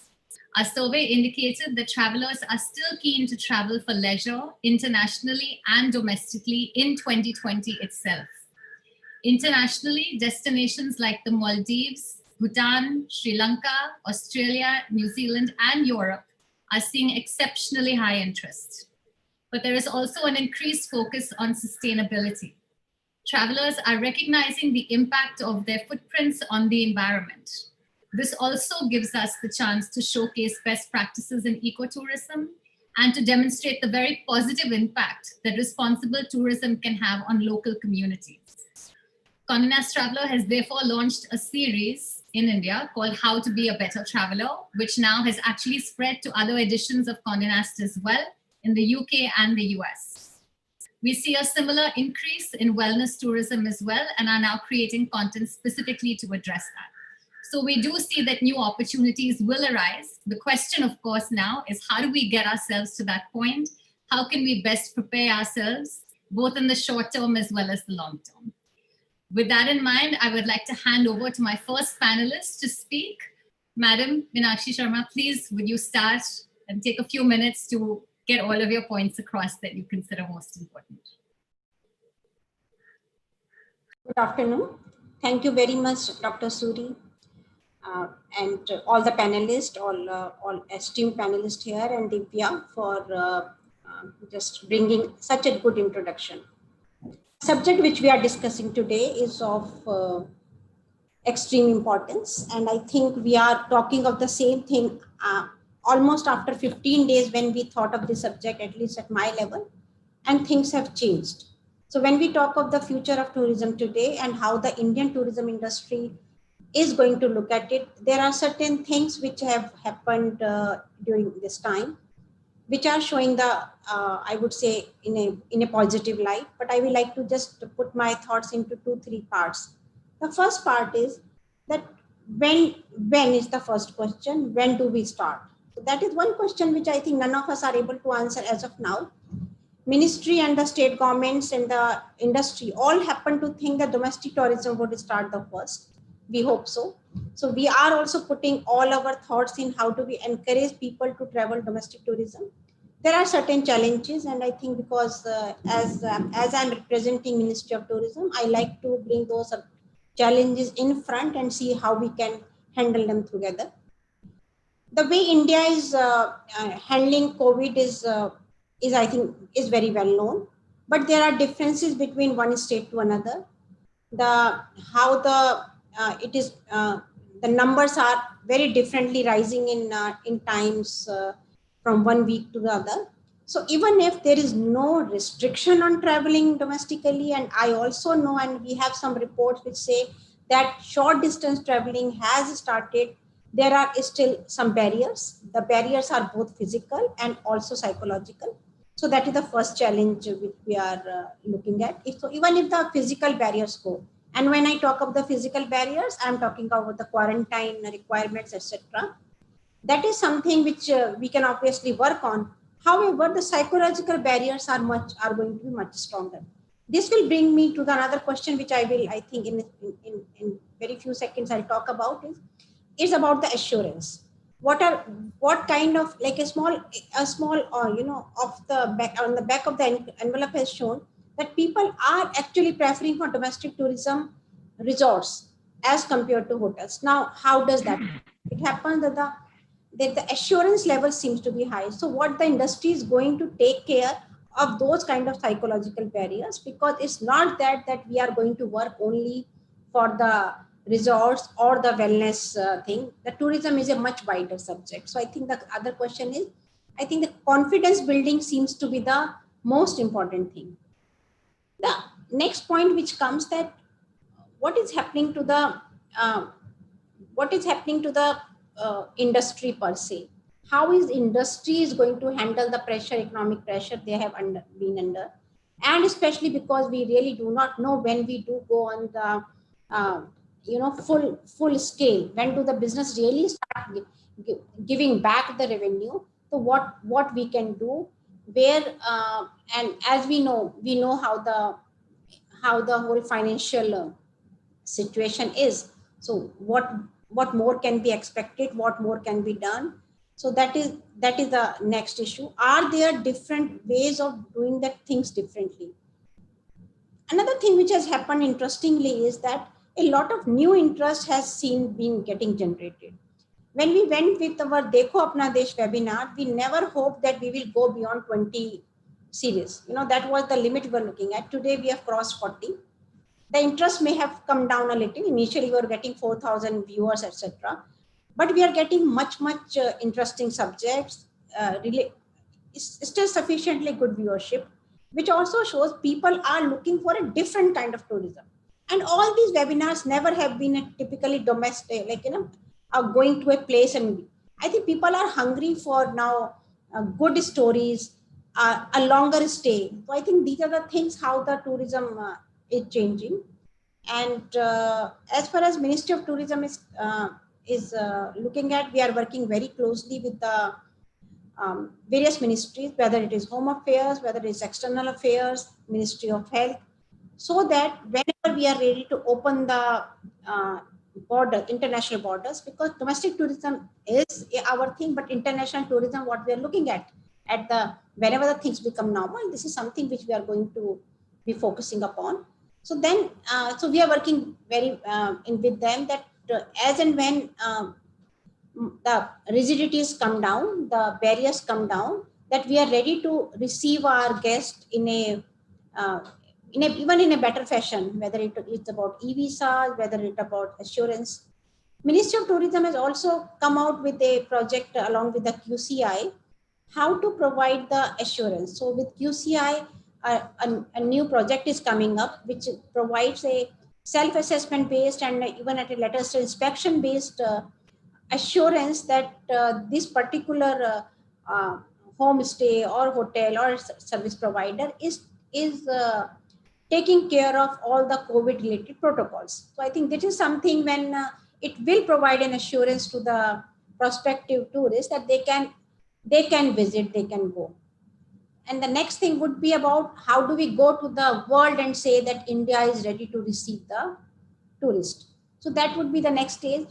We are already working on the content, but the timing of coming out with that promotion has not been yet decided, because I mean, for very obvious reason, we are still where we are. So I think we have to take our time and do it because a message cannot go without the fact that when does it happen. So I think that would be my initial comments, and I can come in again if I'm required. Thank you. Absolutely, ma'am. Thank you so much. I'm sure there'll be lots of questions for you going forward as well. Mr. Billa, would you like to go next for the few minutes? Sure. Thank you. Thank you, Divya. In her introductory remarks, Dr. Suri said that this is unprecedented. So I think a good place to start from is to figure out where we are and what the situation looks like.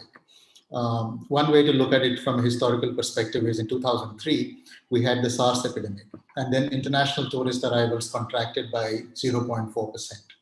In 2009, we had the global economic crisis. And at that point of time, the tourist arrivals shrunk by 4%. But today, we are looking at a drop of anywhere between 58 to 78%. So that is, clearly unprecedented. And what it means in numbers is, one, that it will mean a reduction in international tourist arrivals of 1 billion the world over. In terms of tourism revenues, that's going to be a drop of $1 trillion. And in terms of job losses, we are looking at least 100 million job losses across the world. So I think clearly the situation is something that no business contingency plan would have factored in for, nor any government support can handhold the industry to get through this without any pain. So I think that is where we are. And I think India will also need to look at itself as a part of that, that entire ecosystem that there is. And the IMF has revised its outlook for 2021, and they've said that there is going to be a contraction this year of 4.9%. And even the next year's bounce back is only about 3.7, 3.8%. And we must appreciate that it is happening on a smaller base that's going to be on this year. So I think 2021, any real recovery is going to happen in 2021.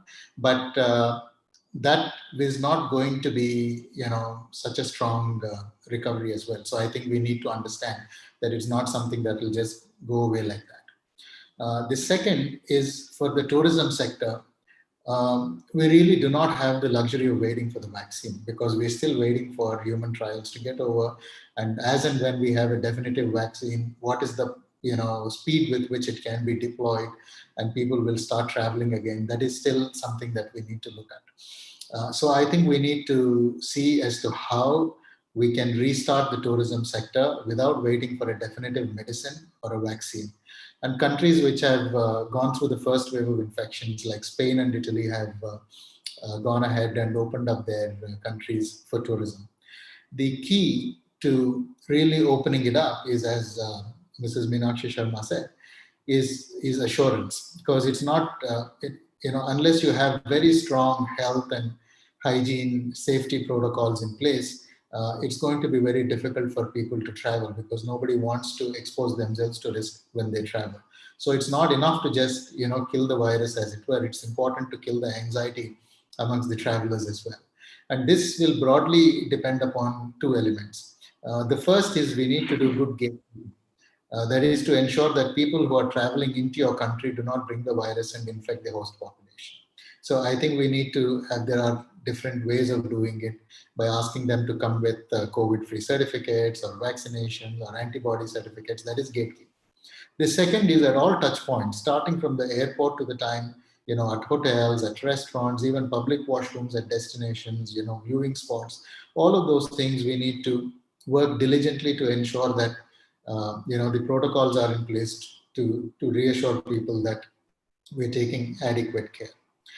The third point that I would like to make is that the international travel is going to take some time to, kick off, because there are several health advisories which are out there. There are some countries which have gone through the infection, but they're also sort of not figured out whether they're out of the woods or they're still there. There are several countries to whom the infection is just spreading. So I think as a general case, it's going to be a while before international travel will pick up. And I think that's going to be anywhere between Q1 to Q2 of next year, when, if and when the vaccine comes and everything goes according to plan. I think we will see robust demand picking up only Q1 and Q2 for international travel. If that is the case, I think for India, we have a big advantage of having a very strong domestic demand, not just people who are holidaying in the country. We receive 11 million tourists coming into the country, but we send out 24 million. So I think that's a very large number, and they spend close to $25 billion outside. So I think the challenge for the tourism industry and for the government really is to see as to how we can retain, this purchasing power within the country, and that should help us tide over. That will soften the impact significantly. The fourth and the last point is that as an industry, I think it gives us an opportunity to hit the reset button. We all know that it's not going to be business as usual once the world reopens. We're going to be looking at a few things, like we're going to be factoring in for the environmental cost beyond economic cost. We're going to be looking at destinations and business establishments moving closer towards zero carbon footprint. We're going to be looking at zero food miles. We're going to be looking at community-centered experiences and meaningful experiences. So I think the nature of tourism is going to change. And I think the mass tourism, as we know, the low cost, high volume mass tourism, as we know, is probably going to take a hit. So I think it also gives us an opportunity to press the reset button and starting now plan as to how we need to see that change happening for us to emerge much stronger. Thank you. Thank you so much, Mr. Billa. That's a lot of ground that you've covered very quickly. Appreciate it. Mr. Banerjee, would you like to go next? Okay, thank you. First of all, good afternoon to Jyotsna ji, you, all my panelists, and all the people who are listening in today. Thank you very much. Suman Billa has already covered the crisis that has hit the world over time. But what are the lessons that we have learned from those crises? When the 9/11 came, it was unprecedented, and nobody was prepared for it, and it was not a coordinated effort that went into controlling it, and it took 4 years for us to control the come back to normal. The next crisis was the 2008 eco crisis. We recovered faster. We looked into it in a more coordinated way. The G20 platform was set up at that time, and the ministers of tourism and finance of all these countries got together, and that's why you were able to solve the crisis in about 16 to 18 months. Then was the SARS, Ebola crisis, which hit the world. And we again recovered from that much faster because the virus was isolated. Now this virus, the COVID-19, is, as we all know, it's nearly 80% asymptomatic, and it's going to take a very long time to control it. So how are we dealing with it? What are the things that we need to think about in this sort of a situation? There are a couple of principles that I will talk about. The first is that, we should have a very coordinated approach between the private and the public sector. And we have to open up our borders. We have to think about what we need to do. What are the corridors that we can start? There are good examples in this. Australia, New Zealand are opening out the corridors, and many other countries in Asia also. But we need a very coordinated approach, not like the ones we are having. For example, I'll just give an example.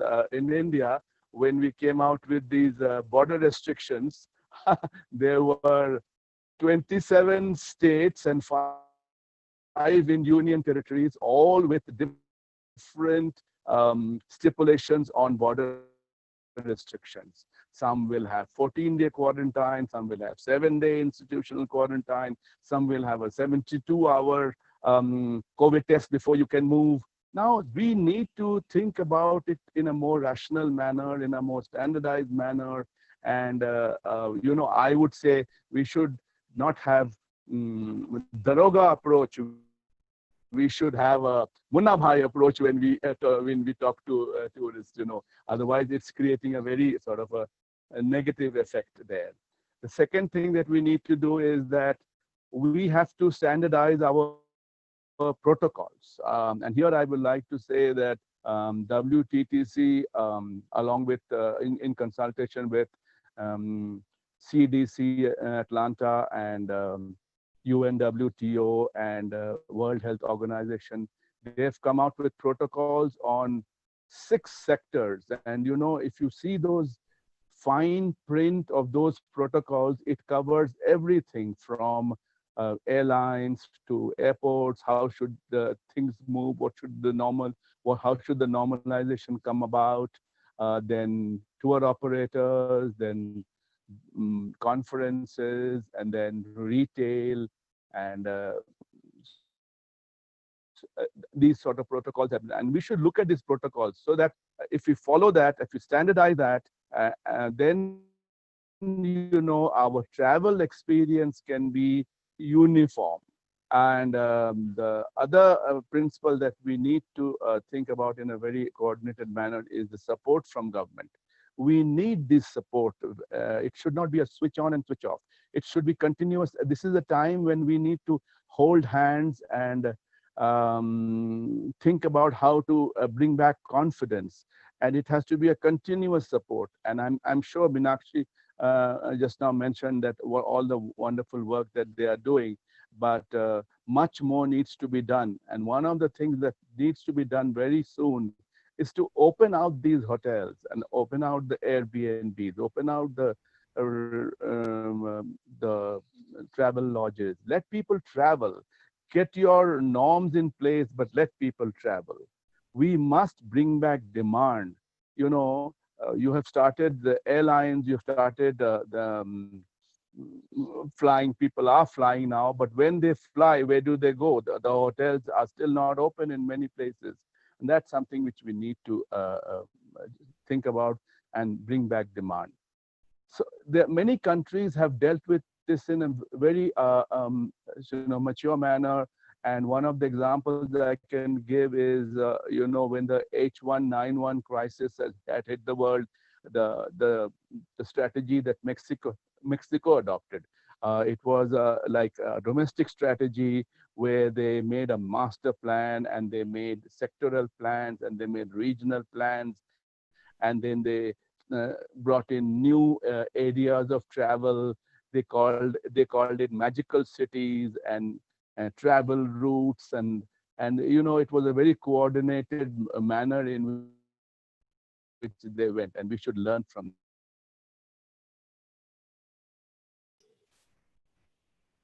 Only now, next, and then beyond. We have to think about 3 different types of things, not only now, but then next and beyond. And while we are doing all that, we should think about all the systemic inefficiencies that are there in various sectors and try to remove it.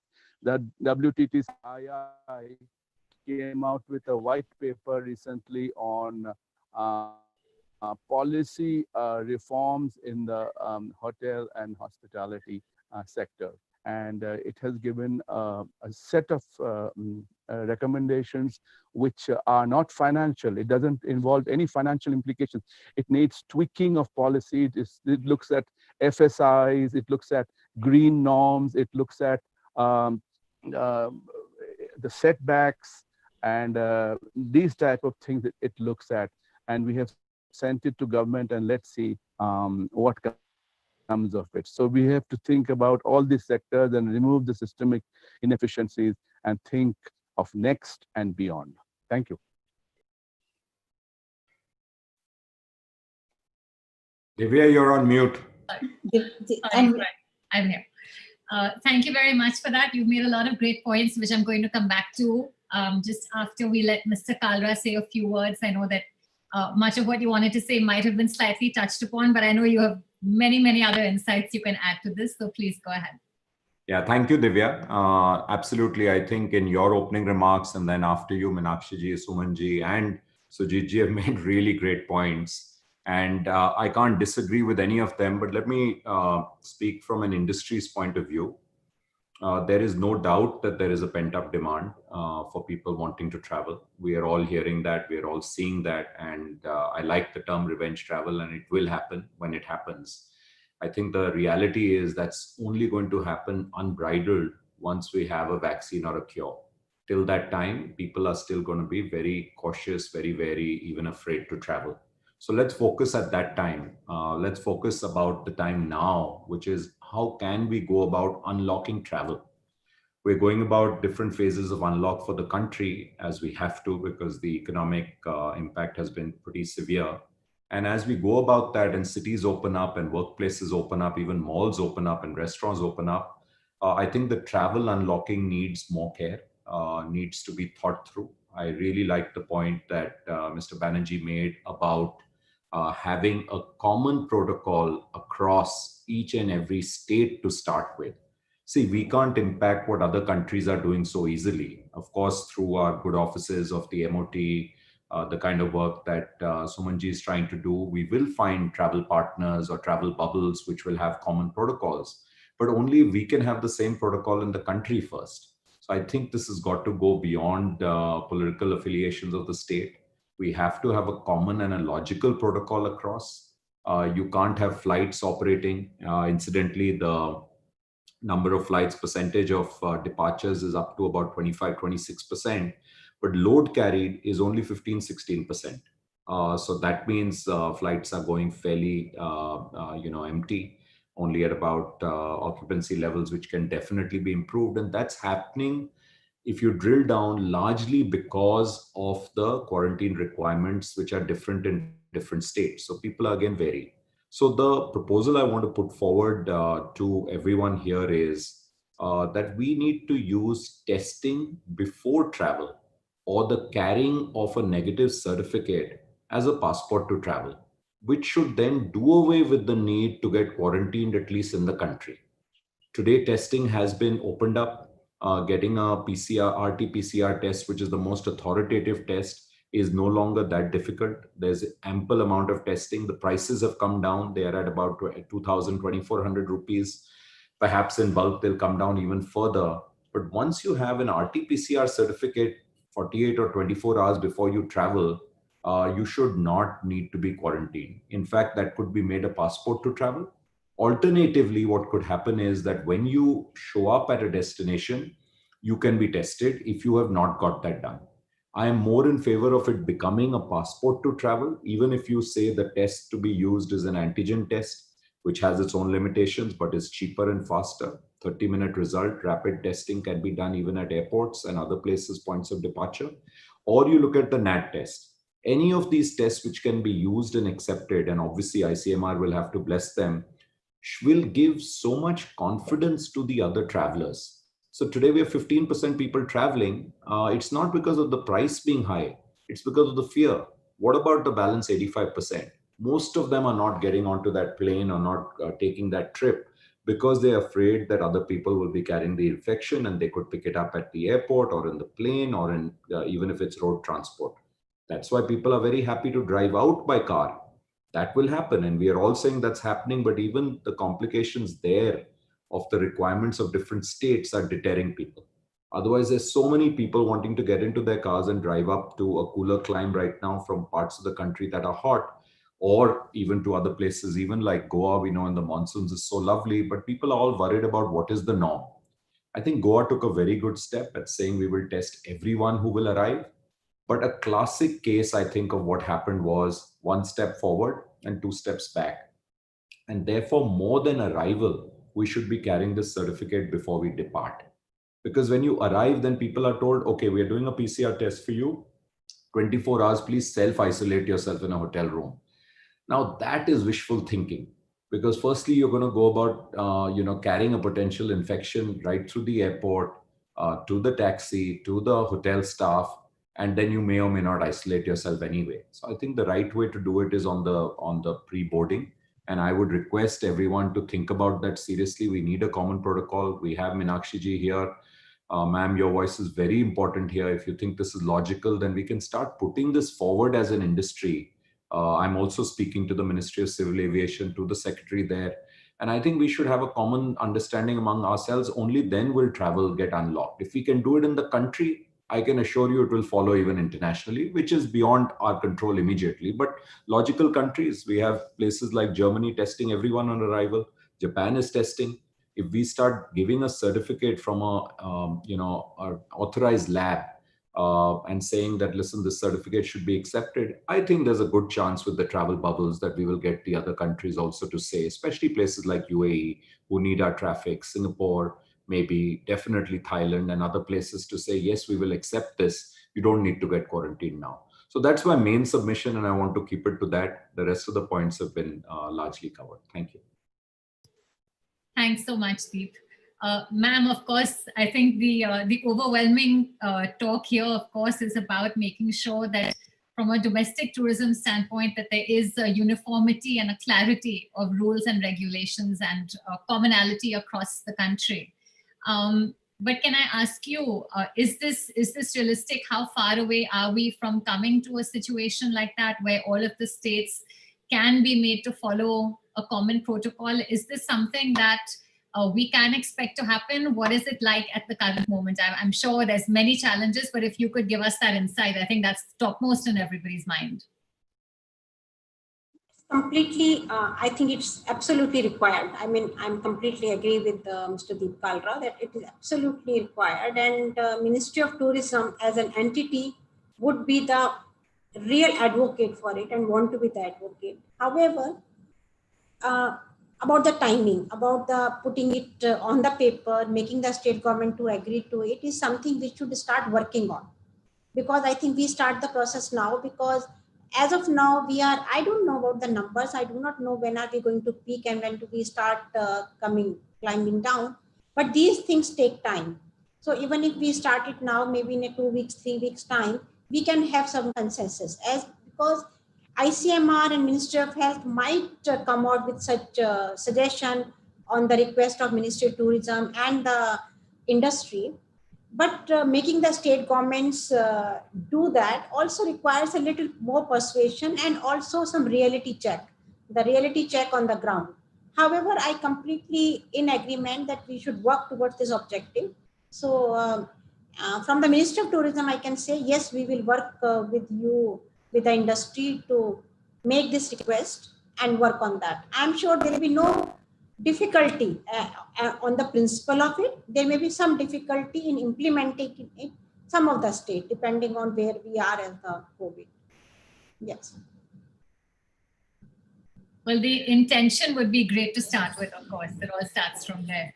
Mr. Banerjee, you made a great point about how what is going to be key is obviously coordination between the states. But you've also made a great point about the need for more public and private partnerships. And that's something, of course, that will be now more important, I think, than ever before. Deep, you had, of course, worked very involved in the creation of the Arogya Setu app, which is, I think, a great example of a public-private partnership. Could you give us a little bit of insight into how that actually worked? And also, if you could tell us, what do you think would be the next round of public-private partnerships that would be key to this recovery? Sure, Divya, and it's a pleasure to talk about it. I'll be very brief because I think lots to be clear. I think we got a unique opportunity, and by none other actually initially than I think necessary sponsorship to go ahead and do it. So it was built in rapid time, actually, literally 3 weeks, but 30 people on it. And then we kept maintaining and developing it till just about recently, early in July, we handed it to NIC, with the government right through. All the suggestions, we had a committee which was represented by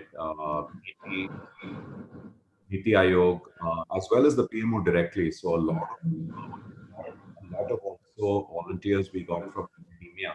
So professors from IIT, Chennai, other places, private sector volunteers. I think everyone came together. It was a unique example. We scaled it in about 140 million downloads.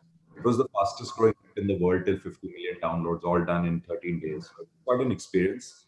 And I think it should be a case study. And if you can find, I think the magic is to find the kind of company who's genuinely excited about doing this. Why would they be excited? You can understand their motivations, and then giving them a lot of latitude, which is exactly what we got, because this was a tech project. So I think we have to look at strengths. I think innovativeness and entrepreneurship is probably better done in private sector. Not that there aren't great examples in the public sector. But the right model could be to take it to a certain point within the aegis and within the government, and then hand it over and then move to another. In travel too, I think we have great examples been done, but probably going forward in responsible tourism, I think we can play a big role in ecotourism. We can play a big role for infrastructure. We always need the government. But then after that, allowing private sector to flourish in a lot of sense.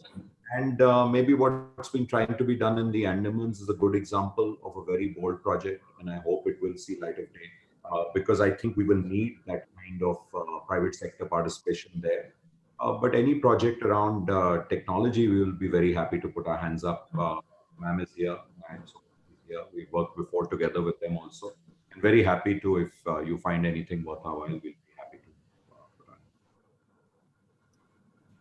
Thanks very much, Deep. Since you've touched upon responsible tourism, and that's something that, again, I think we are at a certain point in time where it's a make or break situation. It's a great time to actually launch this in a very important way.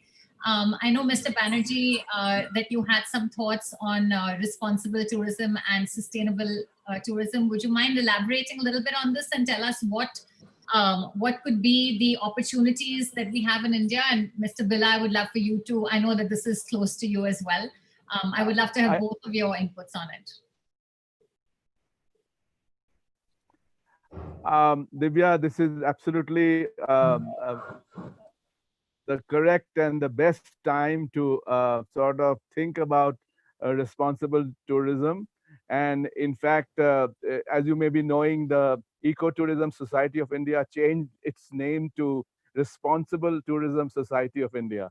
And it was only because of this particular point that we all need to think about carrying capacity of every sector of our economy, whether it is the mountains, whether it is our national parks, whether it is our beaches, everywhere. And also, what are the things that we need to do? What are the responsibilities that we need to carry along with us, along with our equipment when we go to these places? And what are the things that we don't need to, drop and throw here and there? This is absolutely the correct time to have sustainable and responsible tourism. And that's one of the points that I wanted to make. Mr. Billa, would you like to add to this? So I think, tourism, jobs, livelihoods, everything. But I think the important thing is, how do we maximize that benefit to the communities? And, not all tourism benefits communities.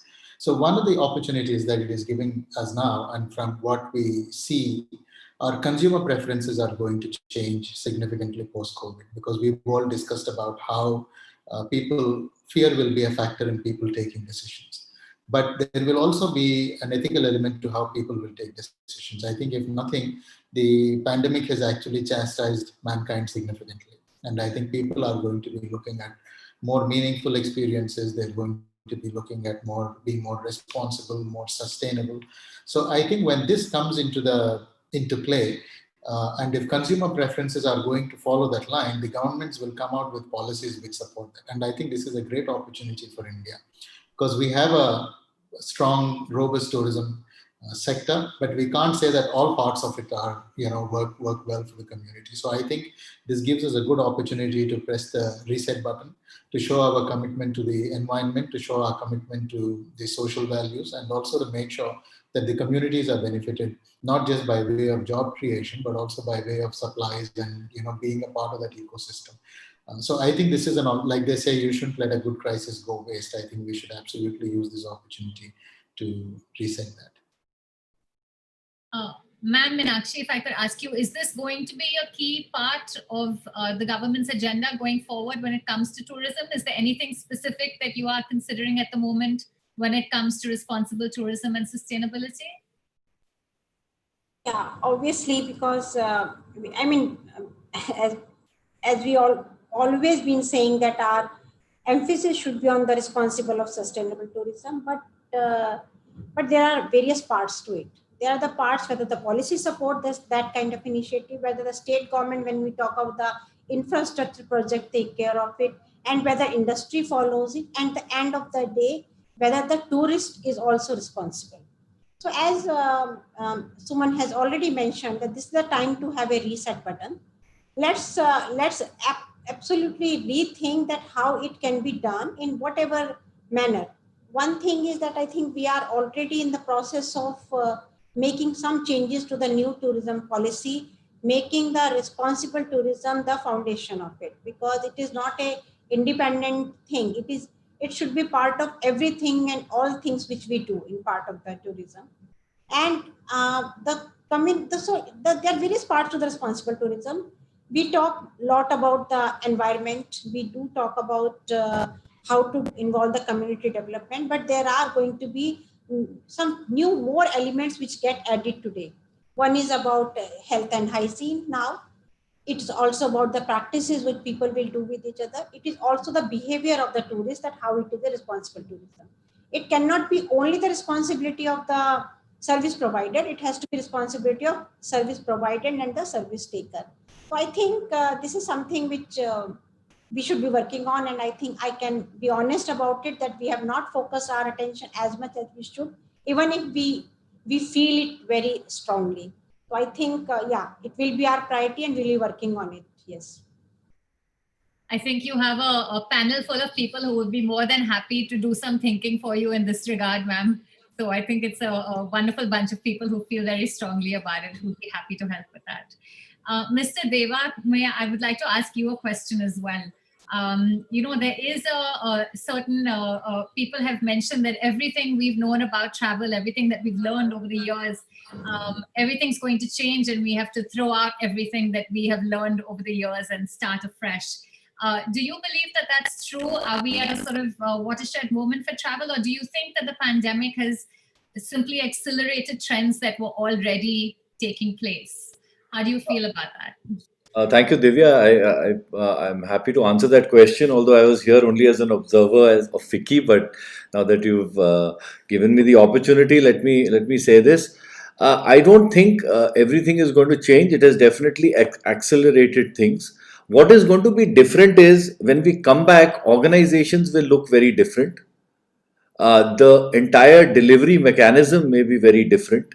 We will be far more dependent on technology, and the way we work would be very different. We would have people probably working from their, small little hometowns where there's an internet connection, or like where Mr. Banerjee is probably in the mountains where you can do your work. So the quality of life of people may actually improve depending on what kind of work do they have. Do they always have to be in the office or not? So organizations are going to look very different. And I think what the products that are going to be offered are in the beginning are going to be, as I call them, cautious products. So for example, a busload of people used to be 40 people coming in one busload. That is going to now go down to 20, 25 people. And that probably will stay, and which is probably not bad because, 40 in a bus is not really a great idea. Similarly, when Indians travel overseas, probably the same change is going to happen too. So it's going to only that's only good. That's only that's good news as far as we are concerned. So yeah, to answer your question, certain things have been accelerated. Technology will come into play. And things can only get better. Yeah. Does this mean that travel is simply going to get more expensive for everybody? I'm happy for anyone to take that. Yeah, let me answer that in a very simple way. Organizations that made profit over the year or ran their business with a sensible profit margin are today still standing and are able to manage their their running cost every month, because as you know, we don't have any revenue coming in. So I think that is a great learning for everybody, not to just throw away product and price and service. Everything comes at a price, and there must be profit made, a reasonable amount, and also the quality of services will have to definitely be looked at. The entire ecosystem will definitely improve. Thank you for that. Sorry to put you on the spot that way. Mr. Kalwa, let me ask you, we have obviously the audience here is travel industry specific mostly. If you had one piece of advice to give to the industry today who is sort of hoping for good news or in some level, but really I think what they want to know is at this point in time when they are probably hurting, what is the single most important thing that you would tell them to invest their time, their energy, their money at this point in time? Oh, that's a really good question. I'll tell you what we are following. Our logic is because we are a technology company in travel, we're trying to focus our energies on building new products, which will be useful, new products, services, and features when travel opens up in a bigger way.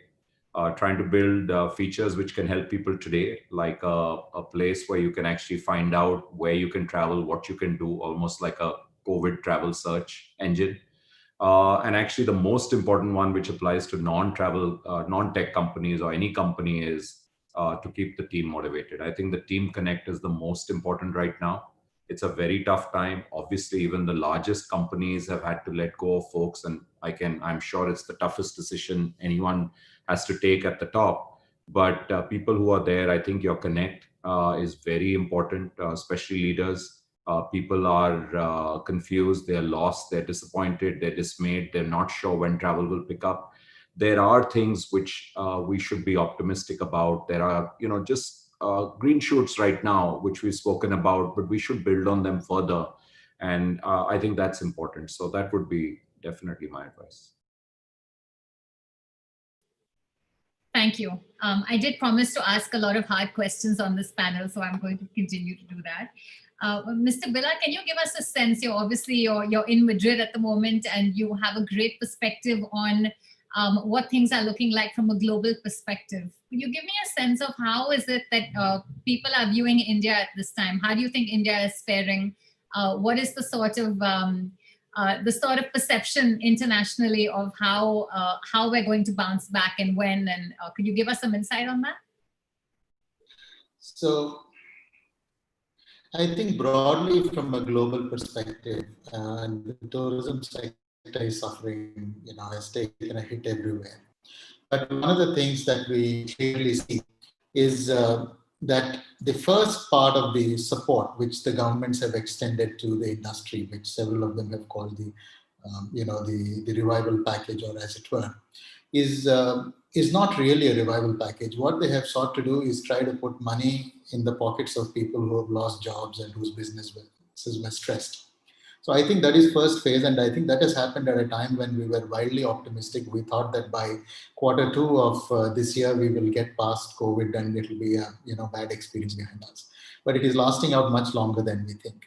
So I think as people started realizing it, especially the second wave of countries, they have started storing the money, preparing a war chest for health reasons, because you don't know what the vaccination cost will be, you don't know how much, or you'll have to augment your medical facilities, etc. But one of the things that we see is those who seem to have got a sense of overcoming the pandemic, they are actually moving towards revival packages. What are the strategic investments that we need to make? What is the, how do we take an entrepreneurial position as countries to ensure that, the demand picks off and we sort of get the money into the coffers right away? For India, tourism, inbound tourism is not, so critical. It's big, about 27, 28, whatever.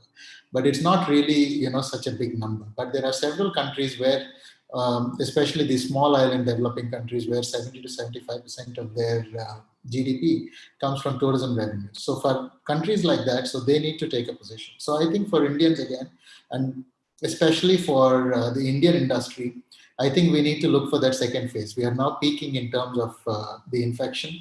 And I think if Delhi and Bombay are beyond it, it will not be too long before the rest of the country goes. So irrespective of whether we have a vaccine by the end of the year or not, I think India would have reasonably, brought down that curve of epidemic, towards the end of this year. I think by about October, November, we should be okay. So I think that is when the government will also start looking at making strategic moves on how to, really kickstart the economy. And I think and then the industry needs to have a game plan in hand. And it should never be of the nature that what you want, you go on like a crybaby, say that these are the 10 things that I want. It's not going to work. You first need to look at what is it that the government can afford to give you, because the governments are as broke as the industry is now. So you need to figure out what are the policy fixes that we can get in place. What is the, critical support that we want, prioritize and go there. I think that exercise is something that we need to do. India is, there is good news and bad news. India has some very strong, committed people who travel to India again and again. The draw of India is very strong. But at a general level, the perception about our safety and hygiene are not too strong. So especially after COVID, I think we need to double down and send that message much stronger. And this is not something that we can crack by taking it all across the country. I think select destinations where we want to take in travelers or where international travelers need to go, I think we need to do whatever it takes to make the travelers be reassured that they will not be at risk when they travel to India. Yeah, thank you for speaking so frankly, Mr. Bill. I appreciate that. And I think going back to what Meenakshi ji had also mentioned, it is very much a question of timing and doing the right thing, but also doing it at the correct timing. So I think you touched upon that as well, which is obviously very important. I'm going to move to the audience questions in just a bit. I just had one last one that I would like for Mr. Banerjee to answer. What would you say in India right now is the single greatest threat to travel and tourism today, and where do you think our greatest opportunity lies? I'm very clear on that point. The threat is the COVID-19, but the opportunities are opening up the economy once again, getting people to go back to their normal. Look, on one side, you can have what the testings to be done on time. You need the contact tracing also to be done on time. You need the protocols to be followed to the nth degree. You can have travel insurance to assure the travelers. You can have tax benefits with something which Deep Kalra had mentioned to be given to every citizen of this country to travel to a domestic destination. Have all that in place, but do open up. People have been locked up for too long. People want to get out. I can give you a small example. I am in the hills, and I know that some travelers, they came to the hills and they were stopped at the checkpost. So what they did was they told their car to go back. They walked over the mountains, avoided all the barriers, and reached Almora to stay in a beautiful resort. And who cares? And they said, we don't, this is heaven for us. So let people do their business once again. Thank you. Thank you for that. That's very tempting, an example that you've shared.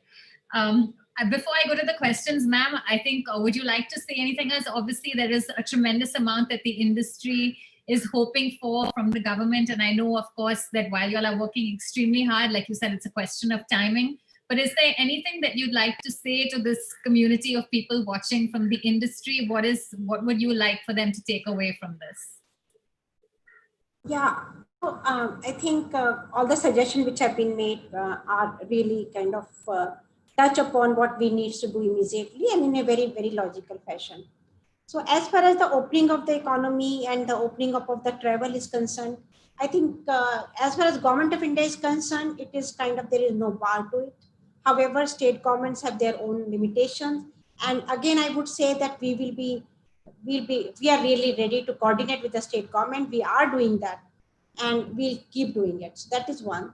Other thing is, I just wanted to say, when Mr. Kalra mentioned something, is that, the only single issue which is making all the people who are sitting at their home and working, and everybody's a little depressed. I don't know what you see, but I see 80% of the people have some kind of a little, restlessness, depression, even if we are, like, I think for good or bad, I'm not in that category because we did not even get a 1 day of lockdown. So, which is the other way to get depressed, okay? We didn't get to sit at home at all. But I know, so that, what they're missing the maximum is that they are not able to go out. So the kind of this pent up feeling that we need to go out, but we need to go out safely. That is something which is making all our thought process in Ministry of Tourism to think about it. People want to go out, people want to go out where they are not harassed, because it's not about only being safe. It is also if there should be no harassment, like that you reach somewhere, but you can't come back. So I think these are the very crucial issues. As far as the incentives are concerned, we in Ministry of Tourism are very keen to provide some kind of incentive to the domestic traveler. We are already have been, having in discussion at the various, the Ministry of Finance and other authorities. And I hope it comes, because I think this is something which will help. I think it's not so much of the monetary value. It is about creating kind of environment that this is what thing is desirable. And I think that's what. And again, the responsible tourism, being responsible both from the health and environment and community and by the travelers themselves, because our fellow travelers should also take care that we do not create something which is not desirable. So I think these are the four things I would like to say, which I think surprisingly, I see that national government, international organization, industry, and the association all are on the same page, because we are looking for the same problems and the same solutions. Yeah, I think the key is very much going to be working together and putting everyone's heads together to really really use this crisis, as Mr. Billa said, use this crisis to its best potential, so we can all come out of it. I'm just going to take a couple of questions from the audience now. We have quite a few of them. So I'll just focus on a couple because we don't have much time. The first one is for Mr. Kalra. Do you think the pandemic has leveled the playing field? Can small players collaborate with bigger players now? Yeah, I think it's a great question. Firstly, I think I like what Sumanji said in terms of every crisis actually being an opportunity, and I think this is an opportunity for innovative companies, for companies that are flexible, are willing to tweak their business, pivot, and even try new things.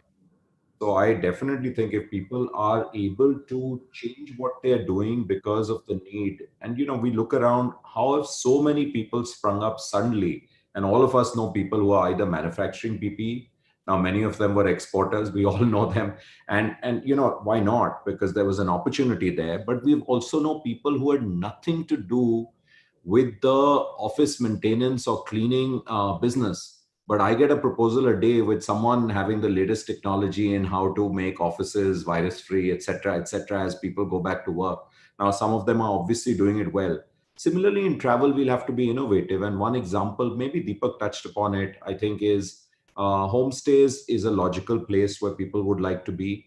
But are there enough maintenance services for homestays? Only in some parts, not everywhere.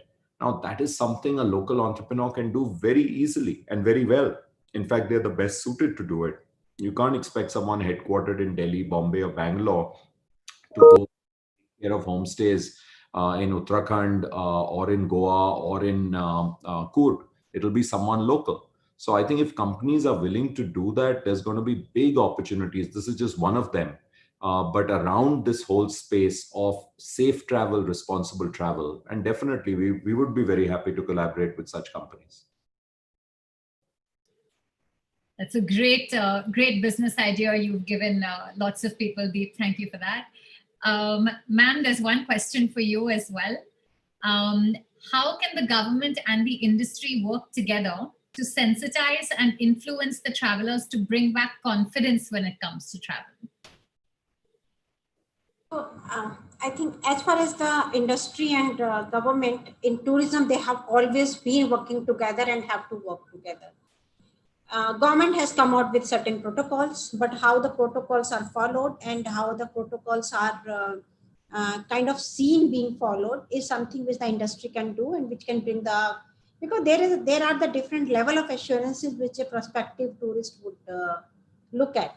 So I think that is something which we have to work. We have also to promote certain destination which would in the short term, which are going to meet the needs of the traveler today. So I think that is something again which the tourist service providers will look at and then say, these are the only things which we would propose you. Whether it can be different for different area, whether in adventure or in a hill, there are going to be. And government obviously cannot discriminate so much. It's the industry which can come out with a specific product and the thing we can. I think there is on each thing we can collaborate today, because I think the crisis is so much for everything. We are the crisis together and we'll be in solution together. That's very nicely put, ma'am. Thank you so much for that. We have a minute of time left, so I'm afraid I'm going to have to close up.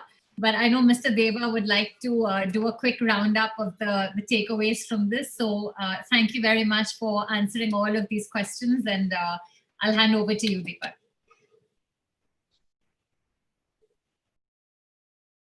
Thank you so much. I mean, this has been one of, there have been a lot of webinars that have run from the 24th of March, but today has been one of those very refreshing ones because there's a lot of good thought and good ideas. I'm not going to repeat it because a lot has been said. But from an international overseas client point of view, Deep has really driven the domestic agenda very well, right from the ideas in the starting, of course, with the app, and also now about talking about bubbles. I think Deep, there could also be an opportunity where two states could create a bubble amongst themselves. I think right now the problem is that it's too wide the scope, so everybody is all over the place. And this morning, when we were talking to the two secretaries from Odisha and Chhattisgarh, neighboring each other, it could be a great model of two or three states coming together and trying to find opportunities and then building confidence and then expanding it further. I think right now, when you talk of an opportunity to travel domestic, everything just comes to a grinding halt because you say, "Oh, I'm in Calcutta and I can't go to Bangalore," or something like that. So that could be something which could be looked at through the government. And your idea of, I think, the certificate cuts across kinds of travel. If that becomes the passport, whether it is domestic or international, and if we accept it, I think Suman brought that point very clearly, also saying open up. You need to open up it as and when the consumer will decide. That's another thing we have to also remember. Whilst we may come up with various ideas of opening up, at the end of the day, the consumer has to really bite the product and say, okay, I'm getting on that plane and going to India. Now, there is just one recommendation that I would have, Divya, if you allow me. The Ministry of Tourism has to eventually focus on overseas marketing for the incoming tourists into India, like each state will do for their domestic tourists. However, I would strongly recommend at this stage that the Ministry of Tourism and the Ministry of External Affairs come together and implement a plan for promoting India again, because embassies can play a very major role in the recovery of our business. My last point, I'm very happy everybody spoke about sustainability, and I know it's Divya, this is a subject very close to you. I know Suman is so involved, so is Deep, so is the ministry, and Mr. Sharma was very honest to say that they need to do more, which is there. Mr. Banerjee obviously is involved with us at the Responsible Tourism Society. I am not sure, and that I have a strange feeling sustainability might take a backseat when commerce has to come back, and there is this whole survival and revival race going on. I think we need to sensitize and educate the industry more in the next few months, and I would propose that along with Suman and along with you with FICCI and our responsible tourism, we do another seminar with the government and invite Deep and Mr. Banerjee to contribute to that, so that we actually bring some sort of idea to the industry. Everybody talks about it, but what is the action plan? So we need a robust action plan on that, if I may say so. So with that, Divya, thank you very much for inviting me to speak. Thank you so much. I think you're absolutely right, Deepak. That's a great point that you made regarding sustainability. But part of I think one of the big things that we also must emphasize in tourism is to start measuring not just footfalls, but to also measure revenue. And sometimes you make a lot more revenue with much fewer people coming in, which is much more sustainable and responsible as well. And that would be, I think, definitely a good point as well to take forward. But with that, thank you very much for having me. Dr. Suri, thank you again. And thank you to all of the panelists, Meenakshi ma'am, Suman, Deep, and Sujit sir, as well as Deepak. Thank you all very much for being here and for kicking this conclave off. I think it was a great session, and I look forward to the rest. So thank you all very much for your time. Thank you, Divya, for being the host today. Thank you on behalf of FICCI. Thank you very much. Thank you. Bye. Bye. Bye. Thank you.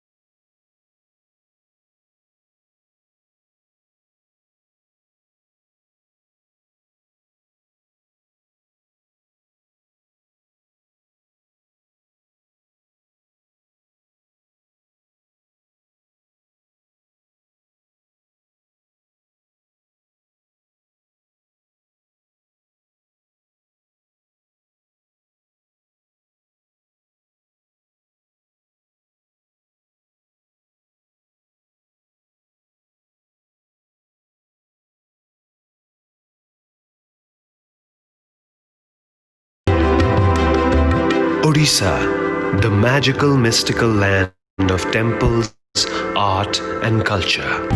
The ikat weaving technique is one such traditional method of weaving fabric by hand. The Rampur silk sari is revered for its astonishingly lightweight and signature Odissi styles. Patachitra, masterly narrating folk tales with the intricate details and play of mythology. The Tarakasi works, a sheer sensory delight in silver that is cut to perfection in a myriad designs. The bright, vivid handicrafts will allure you, mesmerize you, and touch your heart, leaving you with an experience that resonates with the simplicity and warmth of the people of Odisha. Come to be amazed and transformed with this mystical, magical land and carry away memories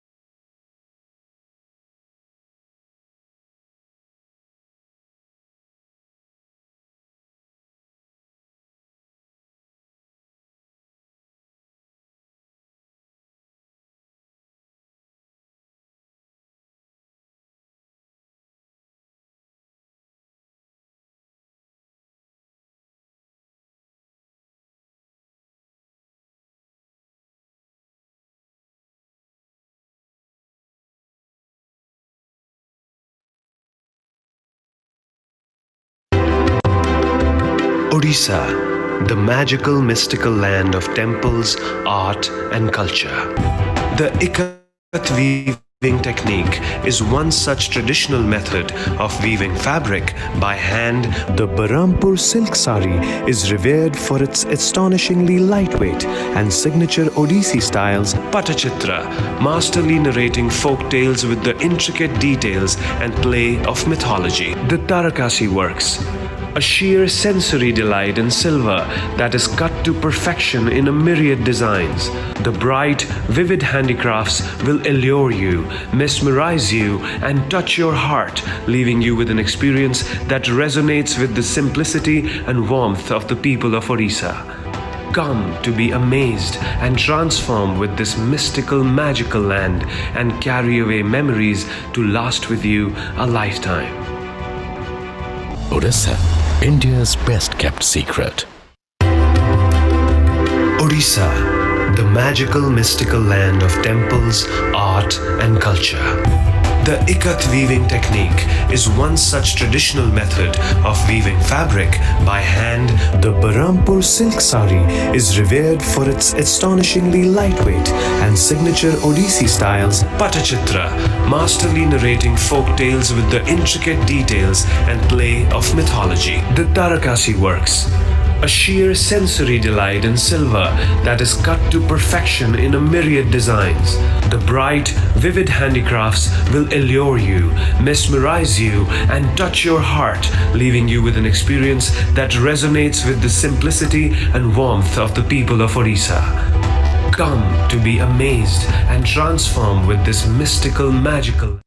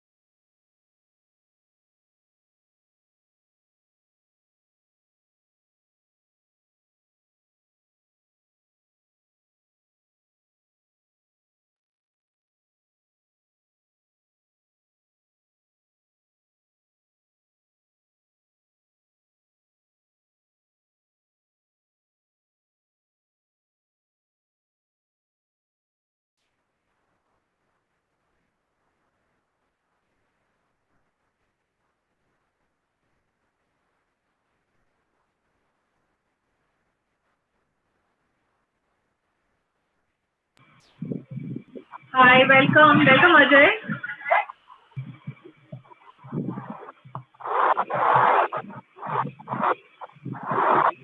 Can you hear me? Anirban, you can hear me? Yes, hi, Dipali, yes. We can hear. Is it working? No. We can hear you, yeah. I can't hear them. Adil?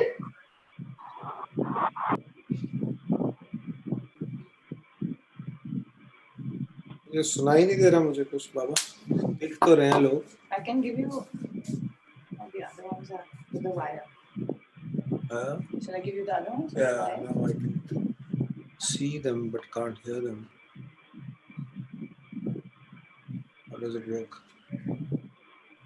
It will show if they're connected, right? Yeah, they're connected. Can they hear? But how come I can't see them? I mean hear them. Ask if they can hear you. Can anybody hear me? Yes, Chief. Hi, good afternoon. Manish. Manish Ahuja is coming. Yeah, wait. We can see you and we can hear you perfectly fine. Yes. Audio and video is both clear.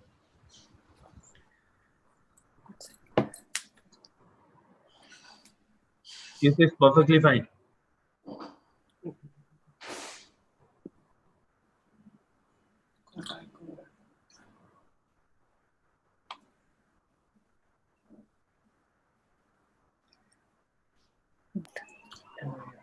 Yeah, Manish, Dipali has already logged in, as you can see. Ajay is also here, and we are waiting for the other panelists.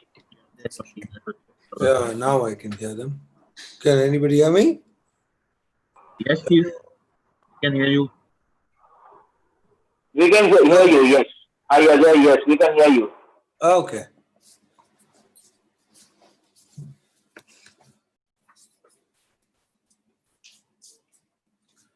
Adila? Dipali, just for your info, Vikrant will join a bit late. Okay, he's running a bit late, so he might be joining 10 minutes after the session starts. And Mr. Deepak Deva will just give a welcome note, and then he will hand over the session to you.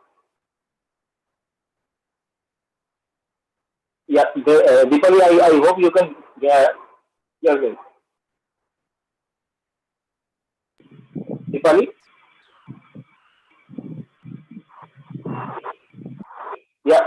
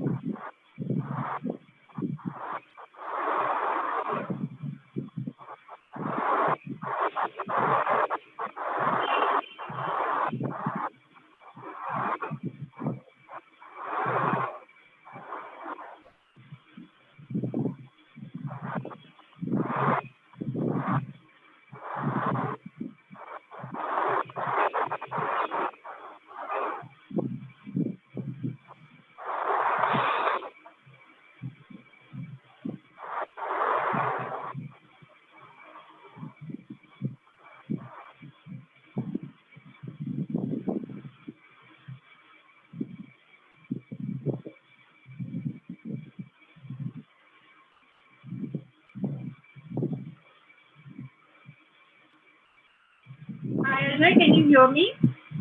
Yes, Yes, Dipali, I can. I can. Can you hear us too?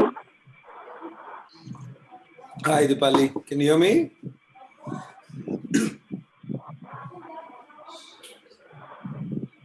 Hello. Dipali, can you hear Ajay and others? Hello. I will just call Dipali, and I will just tell her that we can hear her, but I think she cannot hear us.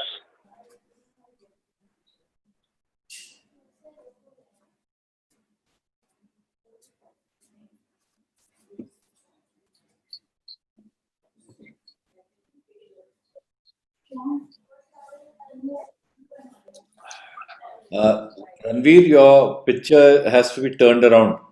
Just one second. Otherwise, everybody is going to get much better. Thanks. Is it okay now? Yep, that's good. Thanks.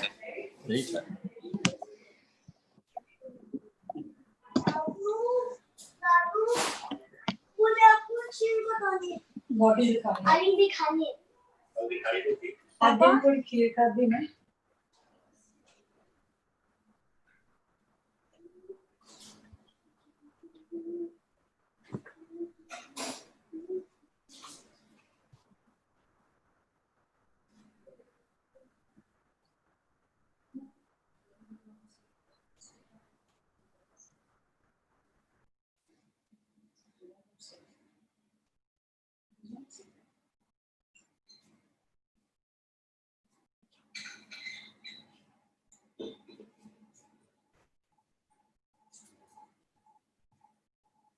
I'll sit here. If you need anything, you call me. They code for genes that. I'll sit here. I'll be sitting here. If anything, you need anything, you just call me. Do I need to do anything else now? You can message him and ask, can I cut the thing? Or do you need to stay there? Has your check happened? I don't know. You still Just not on me. call and find out. I am. Actually,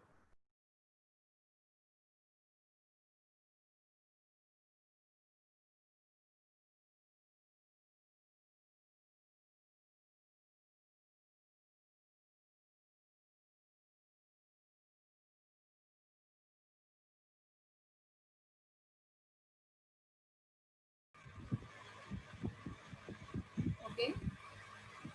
Yeah, I know you can. Put the audio off and now you think you can hear me?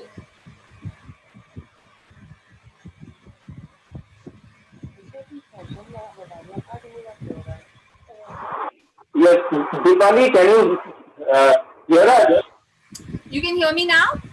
Yes, we can. Can you hear our voice? Yes, I can hear you. Thank you. Okay, great. Great. Thank you.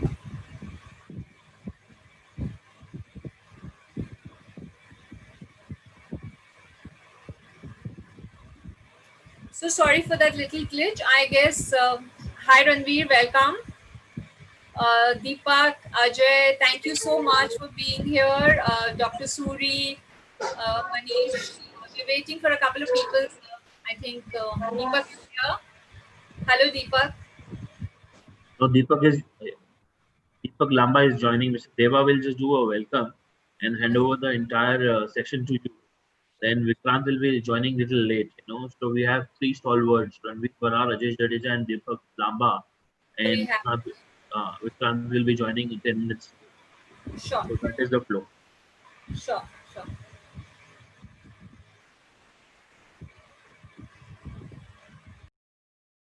In last 10 minutes, we can take a Q&A from audience. We can take questions from audience and 1 minute. Take a look. I think they're at 4:24 now. I think around 5:20 I can start with the audience. Yes. Exactly at 4:30, we'll just give you a 1 minute heads up when we are going live. Now you have stopped 1 minute.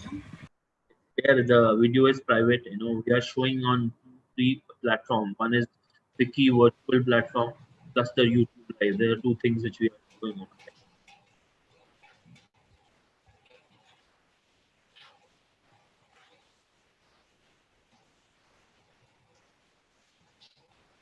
Manish sir. Manish ji. Rajkumar. See, we are going on live. So just one second. Just Deepak is joining. Mr. Lamba is just joining. Just 1 minute. Just hold for a minute. You can't go live. It's 4:25. We'll go live at 4:30 exactly. We have to wait till. Otherwise, even the last session, Manish, you went live 2 minutes early, huh? Yes. So let's wait. Let's go. 2-3 minutes, na? That's why he asked. Manish, I think Mr. Lamba has joined. Yeah, Deepak is. Hi, Deepak. Hi. How are you? Deepak, can you hear us? Hi, everybody. Hi, very well. How are you doing?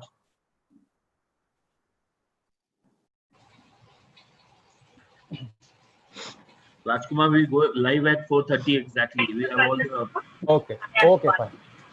All the key panelists have joined. Vikrant is joining little late. He will join little late, but we'll start exactly at 4:30. Right. Is Ajay here too? Yes, Ajay has joined. So he's just switched off his camera. So I've already told.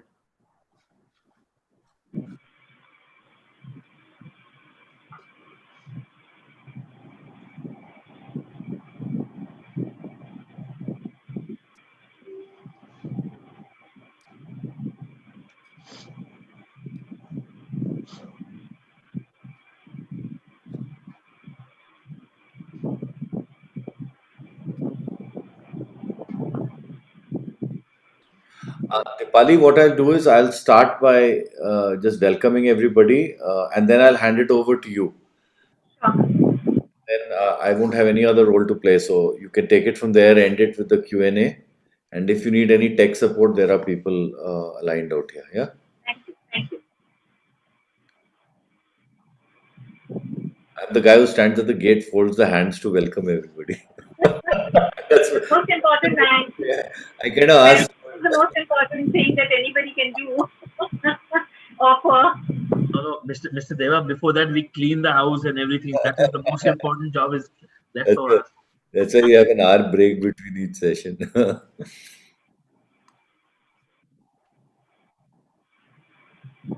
But whilst we are waiting for it to turn 4:30, I have to tell you this morning. Manish sends me a message in the inaugural where just before I had to invite the minister to speak, he says he's not there. He had to go for an urgent meeting, and so I announced it. I saw the session. The minister had to go for an urgent meeting, and for me it was like just another natural, normal way of seeing it. No, he's there. Yes, I mean that was one. I thought that got a little. But minister seemed cool. He just took off and was happy to talk. Very interesting also. What he said was quite interesting. Yeah, it was a good session. It was a good opening. There's a bit of echo, Dipali, when you're speaking, huh? You'll have to keep the mic close to you. It's more a wind thing because if you're moderating. Is it better? Is it good? Yeah, there's a bit of a, static sound that comes when either the mic is not close or when you move. And just turn on another light if you want. Please turn on one more light. We can, that's fine.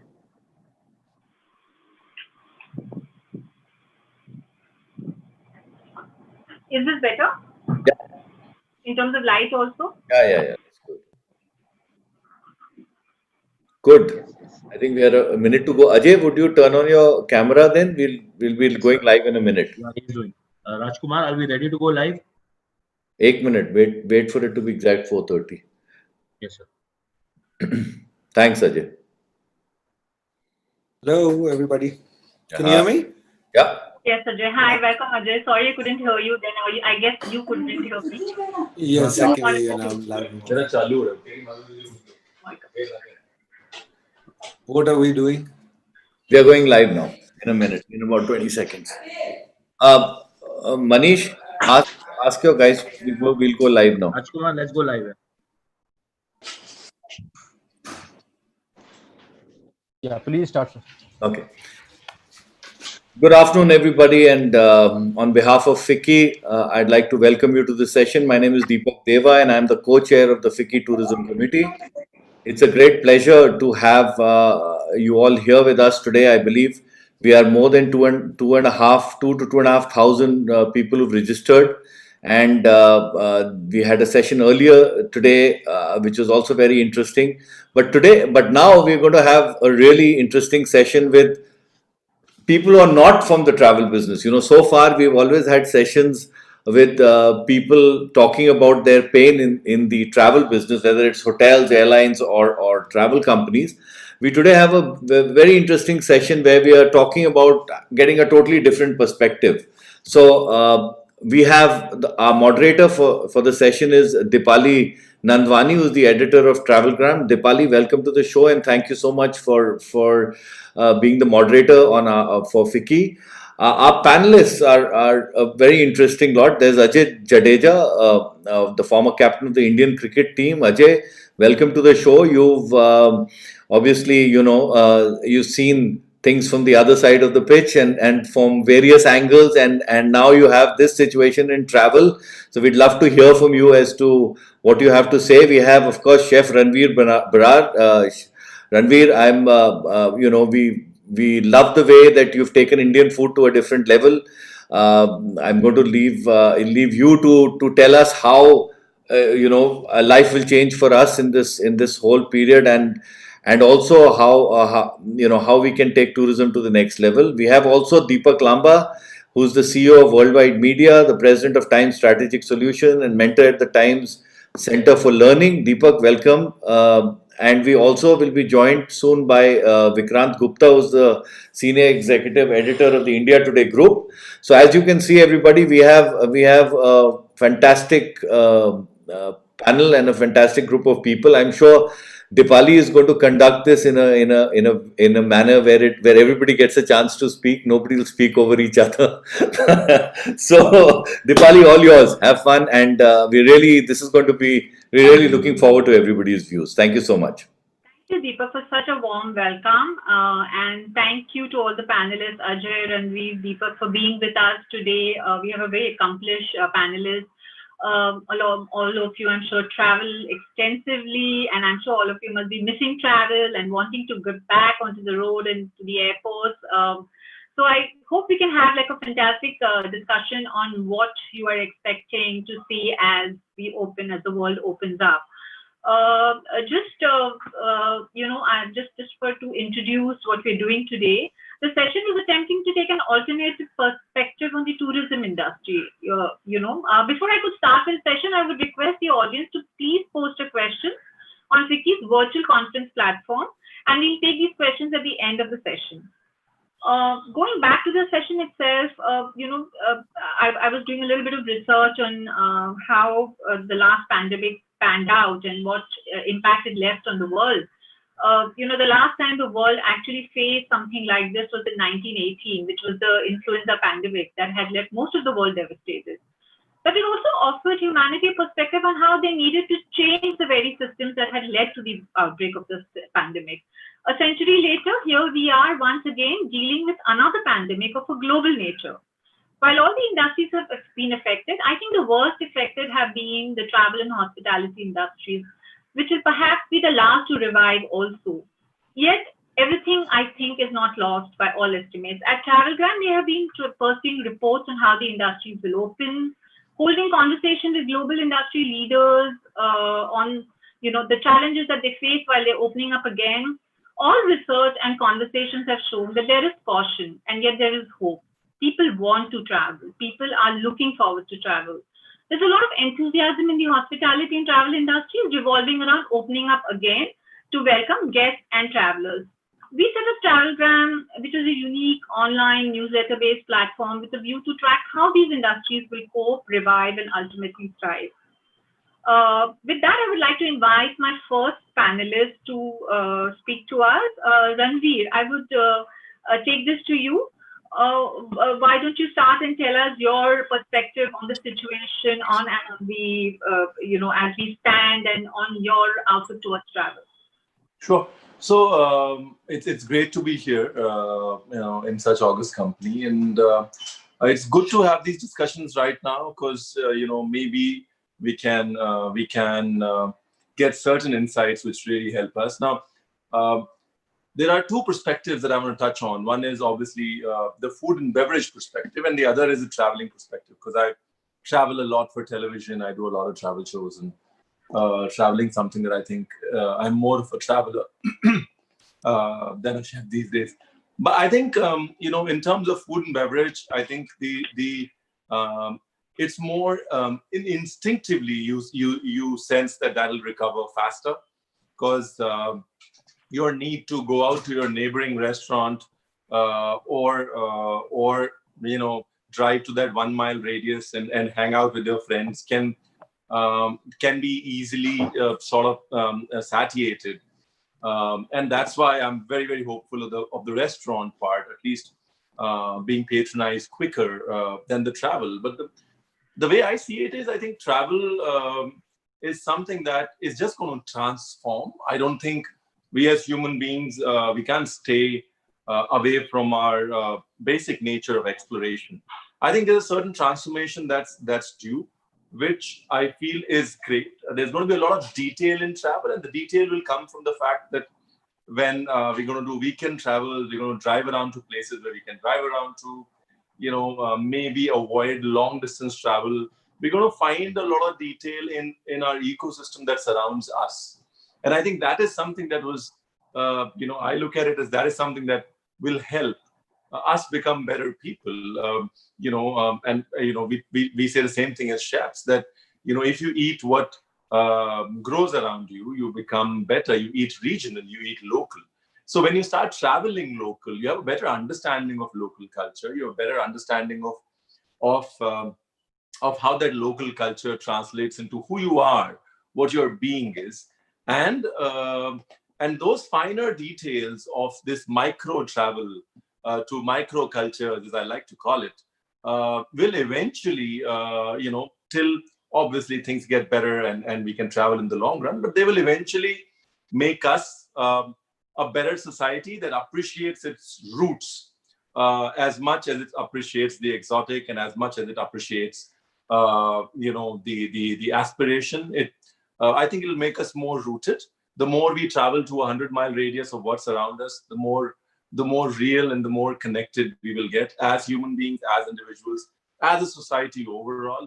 It'll make us more culturally aware, more responsible, because a lot of where we travel to is not going to be manicured by the travel industry or curated. A lot of times when we travel abroad, it's 80% curation, so you get to see what they want you to see, and you come back sometimes with a semi idea of a real picture. Here, it's difficult to curate a 100-mile drive. You'll get off at the restaurant that you want to get off to. You'll ask questions to people. It's not going to be as curated, as controlled. It'll be more real travel, and it'll make us more real. So I think that until we can figure out life becomes back to normal, that is for me the future of travel. It's exciting. It's exciting because it allows us to focus on who we are. It allows us to focus on the micro part of our travel infrastructure. And I personally am excited about it, and I think it'll leave an impact for the longer run as well. Thank you so much, Ranveer. You're absolutely right. I think what it would definitely lead to, and which is fantastic for the Indian industry, whether it's hospitality or the F&B industry, is the fact that we will experiment a lot more within India. The people who travel abroad to Asia or parts of the world in search of food experiences will hopefully now, look into their own backyard. Thank you. Coming to you, Ajay, would you like to take it from here and tell us, what are your views on your approach to travel? What are your views on how this will open? Hi, everybody. Just hello. And all I want to share is probably, an experience that I've had in the last, 50 odd days. I left on the 9th. In fact, as soon as the borders opened, you could term me as one of the migrant laborers as well, because I live in Delhi, but I actually come from Jamnagar, Dwarka, where I'm originally from. So for me, the first opportunity that I had was to get into the car and as soon as the borders had opened, because I personally felt, yes, we are in these times, we got to be careful, not just for myself, but if I should not be, passing on something that I have. But since I was traveling in my own car, I wasn't expecting to find places on the way to eat.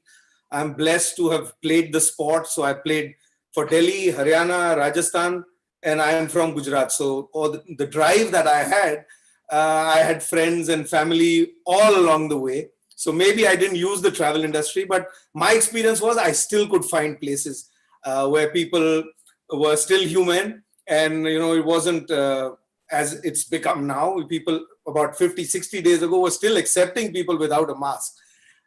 Whereas, in fact, I was carrying one. I was carrying a whole PPE kit.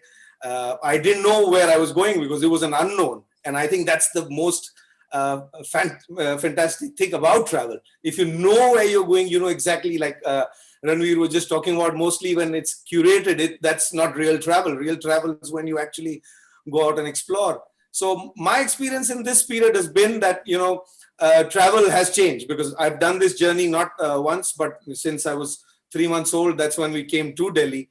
So this is a journey that I'm used to. I know about it. I've done it on train. I've done it with flights. We are blessed now to have a flight that goes directly to Rajkot, and then we can drive. But so my experience was that when you were driving, you could see another world.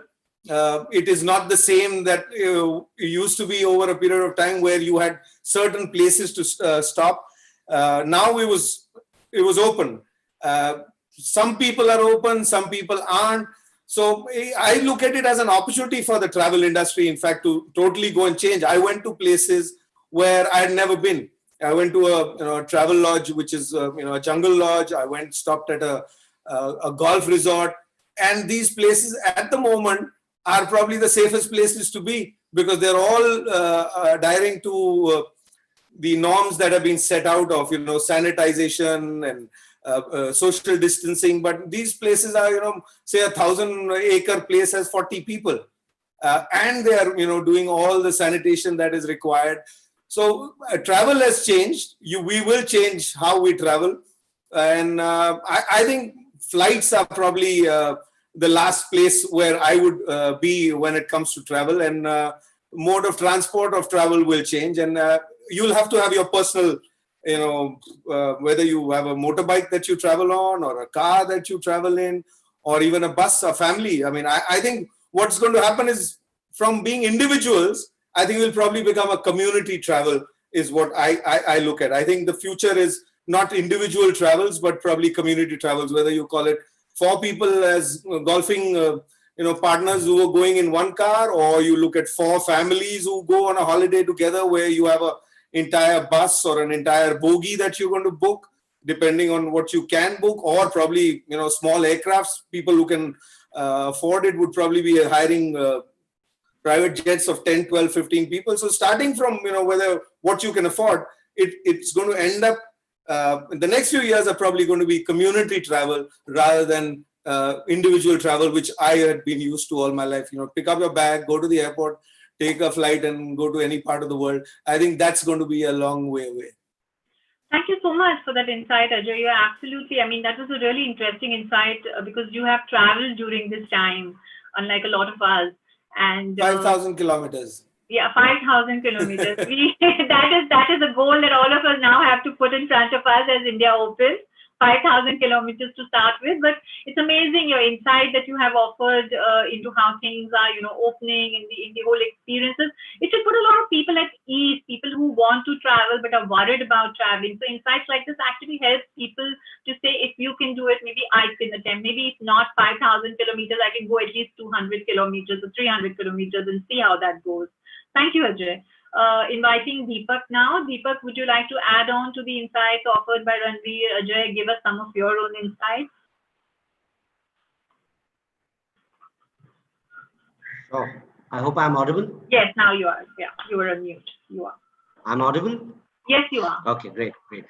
So hi, everybody. And I think thanks for having me be a part of this panel. Just one caveat or one sort of disclaimer that I will make. Deepak, when he was introducing us, was saying that none of us have any sort of stake in the travel business.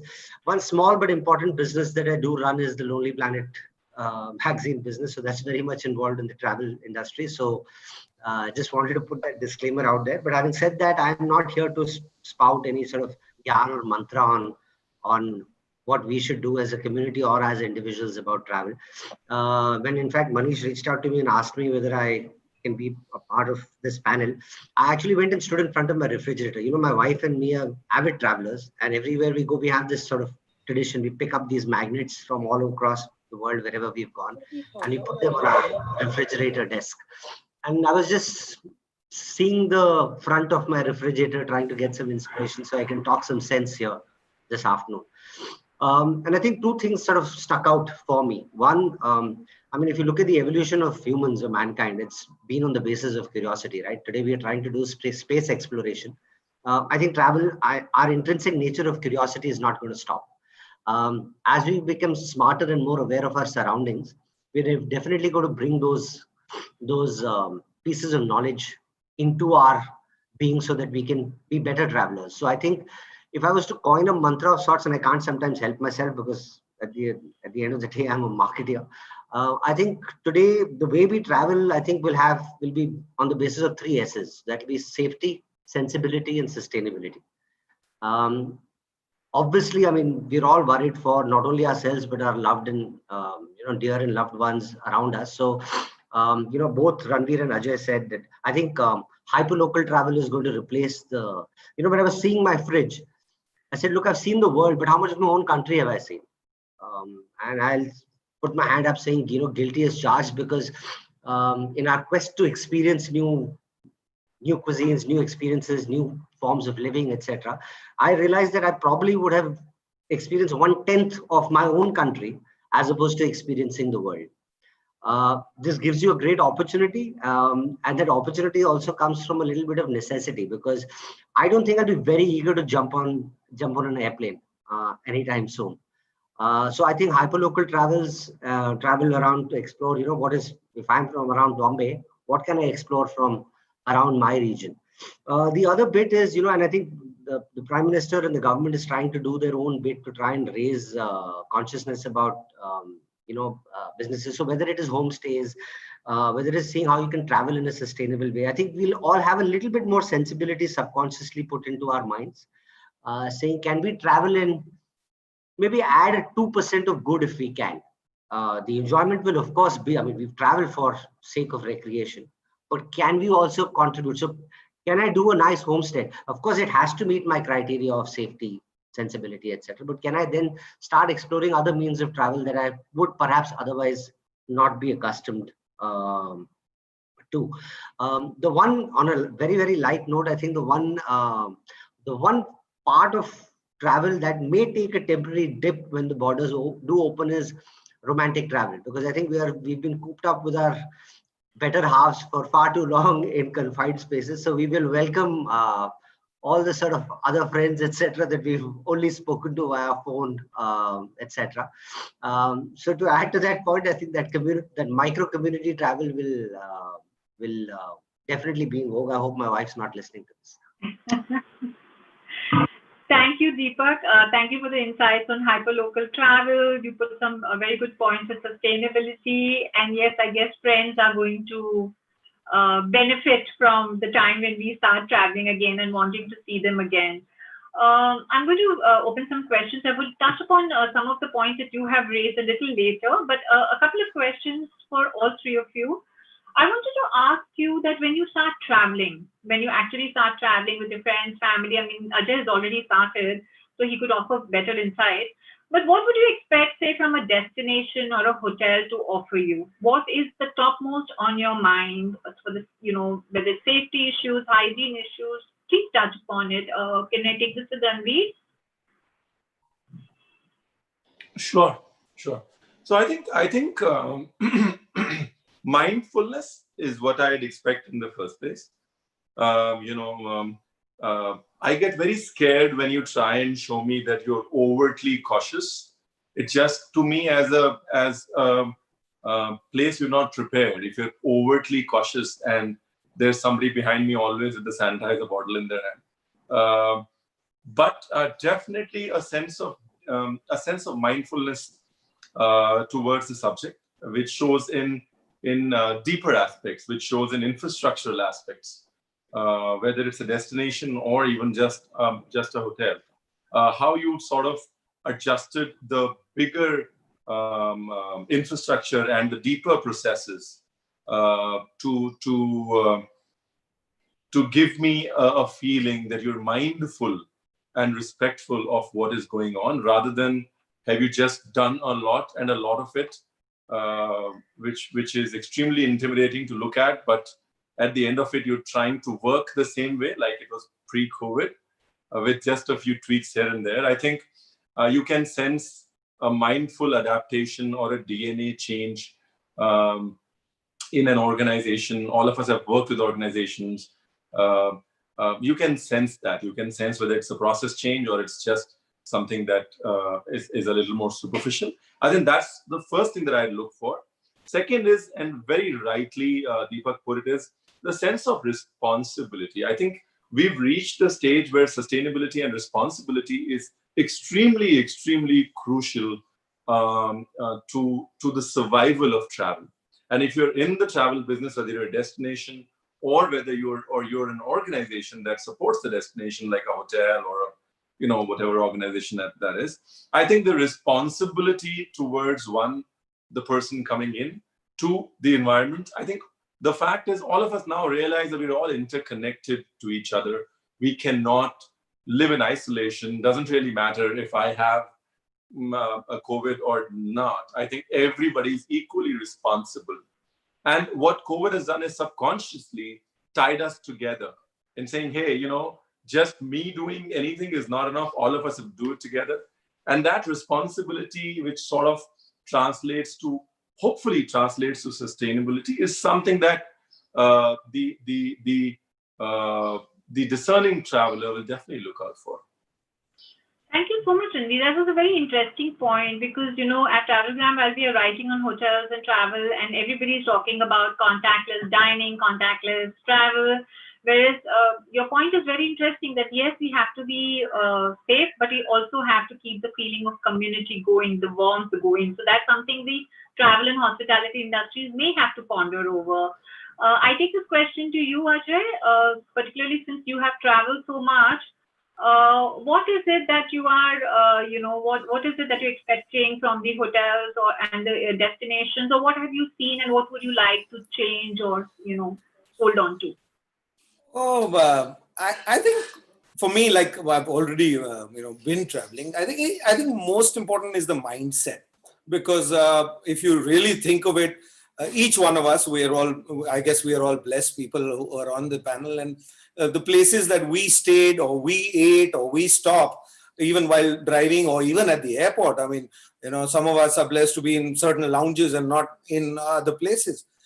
We were already segregated, and we were picking places that each one of us feel is clean enough or hygienic enough, or we never stopped at a place where it's even before COVID. Which one of us would be driving around and have two options, with a dhaba which looks dirty and a dhaba that looks cleaner? Where would you have gone? So I think that's nothing new. I don't think I expect anything different. Like with any industry in the world, I mean, you will always have stratas of service that's provided to you. But I guess we are probably blessed to be in a strata where we were always, in a hotel where it was exclusive when you went into your room. Only difference now is that, when I go, into a private space in a hotel or at a restaurant, I may not have cleaned the table myself, or, the switches that I'm going to touch, or the phone that exists in a room. It was always clean. You presumed it was clean. And I still think the hotel industry probably even before this used to do it. Maybe it wasn't sanitized with alcohol and the sanitizers that but you went to those hotels or you stayed in those places because you felt that they were safer, cleaner, and more hygienic. So I don't see any different post-COVID. I still look at life the same way. If I wanted to be in public, the only place I feel, and it probably is affected to tourism or not, is the only place that you never had a choice. Is, say, if I was driving, I would stop at Ajmer Dargah, or I would go to the mandir at Dwarka. So those are the only places, whether it was clean or not, you ended up going. But a hotel or a restaurant was always picked, or a place that you were going to stop was always picked depending on your own personal hygiene level that you looked at. And I don't see it any different post COVID.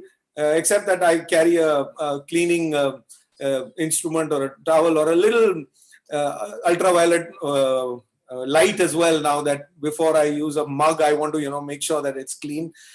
which tells what does it tell you about me and the situation, that I'm not trusting even the highest quality that's being provided by somebody. I think it's unfortunate that we've stopped trusting each other, and when somebody earlier when we went to a hotel, we trusted a certain kind of service and cleanliness from a place. I hope that comes back, because at the end of the day, the whole industry or people working in the industry also are responsible. But it's just that, at least I can only talk about myself. In my mindset, I am not ready to trust everybody at the moment. I hope that changes very soon.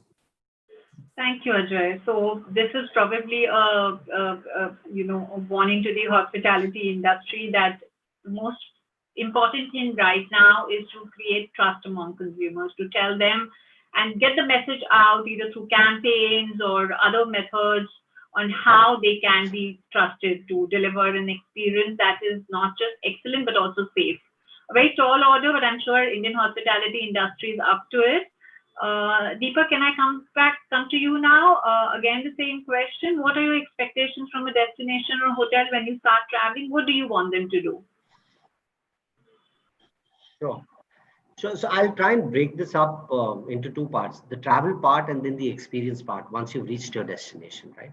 And I fully agree with Ajay and Ranveer that, ultimately, we are blessed to come to have a certain standard because of, whatever we've done, to enjoy a certain sense of exclusivity, if I can call it that for want of a better word. But I think if you have to try and see this as an industry takeoff, then we've got to look at this old, what we all studied in school. I remember very little of what I studied in school, but this Maslow's theory of hierarchy. So, the lowest common denominator, how can you sort of, how can that start getting influenced? Now let's take a case where all of us panelists, we take off and go to whatever destination we want to. We check into a fairly exclusive sort of place. So the immediate part of the travel and the roof over your head at night is taken care of. Yet the experience comes in the places that Ajay was talking about, the dargahs, the mandirs, etc. And here I think it's very, very important to, there is a carrot and a stick, and they both have to go together. You have to have, if you're talking about community living, then there are various aspects of the community that perform their own roles. They're meant to perform their own roles. And very often we would see this in the past, and I'm not trying to point a finger at any administration, because, to manage, Ajay will tell you to manage 16 people is a task, or I can tell you to manage 1,000 people in my team is a task. So to imagine managing very lakhs of people, it's a very, very tall order. But that is your karma. Unfortunately or fortunately, that's what you're supposed to do. And to try and avoid the shortcuts that we've all sometimes also, been a part of. Slip him some money and get to the front of the line. Or all of those things need to sort of specifically, because, the danger of personal safety has never been more heightened than it was as it is today. So shortcuts which may lead to temporary comfort for a certain section of society may end up actually adding fuel to the fire for a larger system. So I would look for, all the things that my two esteemed sort of co-panelists have said in terms of the hygiene, the safety, etc. is a given. But can the administration, I would really, really look and try and research that the place I'm going to, is the administration equipped enough to make the experience a safe one? Because otherwise, all the things that, if we do everything right for whatever is in our control, but still have a stumbling block when it comes to where the caretaking of a particular experience is in the hands of somebody else, we may still end up falling short. So I'll break this into two aspects.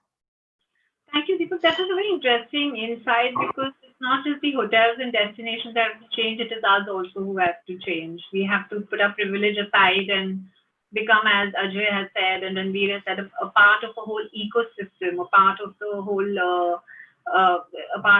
community, and work according to that. each of you gentlemen have, touched upon one very important aspect of travel that everybody is talking about in terms of, sustainability and responsible travel. Now, as India understands it, we don't even understand the tip of the iceberg as far as this is concerned. We still, continue to believe that just not using plastic bottles to drink from is all about sustainability. So I would like to put the question back to you. When you say about sustainable travel, what are you looking for? What are you expecting? Ranveer, if you could take this question, particularly not just sustainability in terms of travel, but also sustainability in terms of F&B, because how easy it is for restaurants and hotels to be sustainable, in the supply chain, on the kind of food and experiences they offer. Well, yeah, I think I'll touch on more on the F&B part, because I'm sure Deepak will add on a lot to the travel part. But I think inherently as a society, we are a no-waste society. We've grown up with our grandmothers sort of telling us to scrape that last bit of the mango.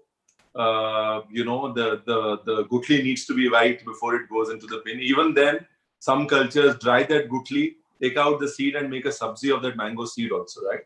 So inherently, I think the answer to sustainable living is something that you just sort of cut back to 50 years, is something that already lies there in our society. And a lot of what has happened in 50 years, I like to call it the Western system of sustainability, which we tried to look at. We went to look for sustainable wines before we could look for sustainable agriculture in our backyard. Farmers that were committing suicides because they couldn't create an ecosystem of sustainable agriculture for them. I think we just rushed the word sustainability, took it from the West, and ran with it. We forgot the fact that it is basically genetically encoded in each one of us, and I'm sure that all of us, we probably are the last generation who can hold on to that system of sustainability, because we've seen that. Our children probably haven't seen those times. I give everybody the example of all of us come from families where every battery before it gets thrown has a certain life cycle. It goes to, after the torch, it goes to the transistor, it goes to the clock. We've seen how to make most of every resource. It's in our DNA. I think the answer to sustainability has to be indigenous. What COVID is going to do is, because of a lot of import bans and a lot of inability to look outward, we are going to be forced to look inwards. And I'm really, really hopeful that we will sort of go back and look for those solutions that exist in our culture, and remove the Western system of sustainability, the Western lens of sustainability that we are so trying to find our answers in, that we'll change our books of sustainability, as I like to call it.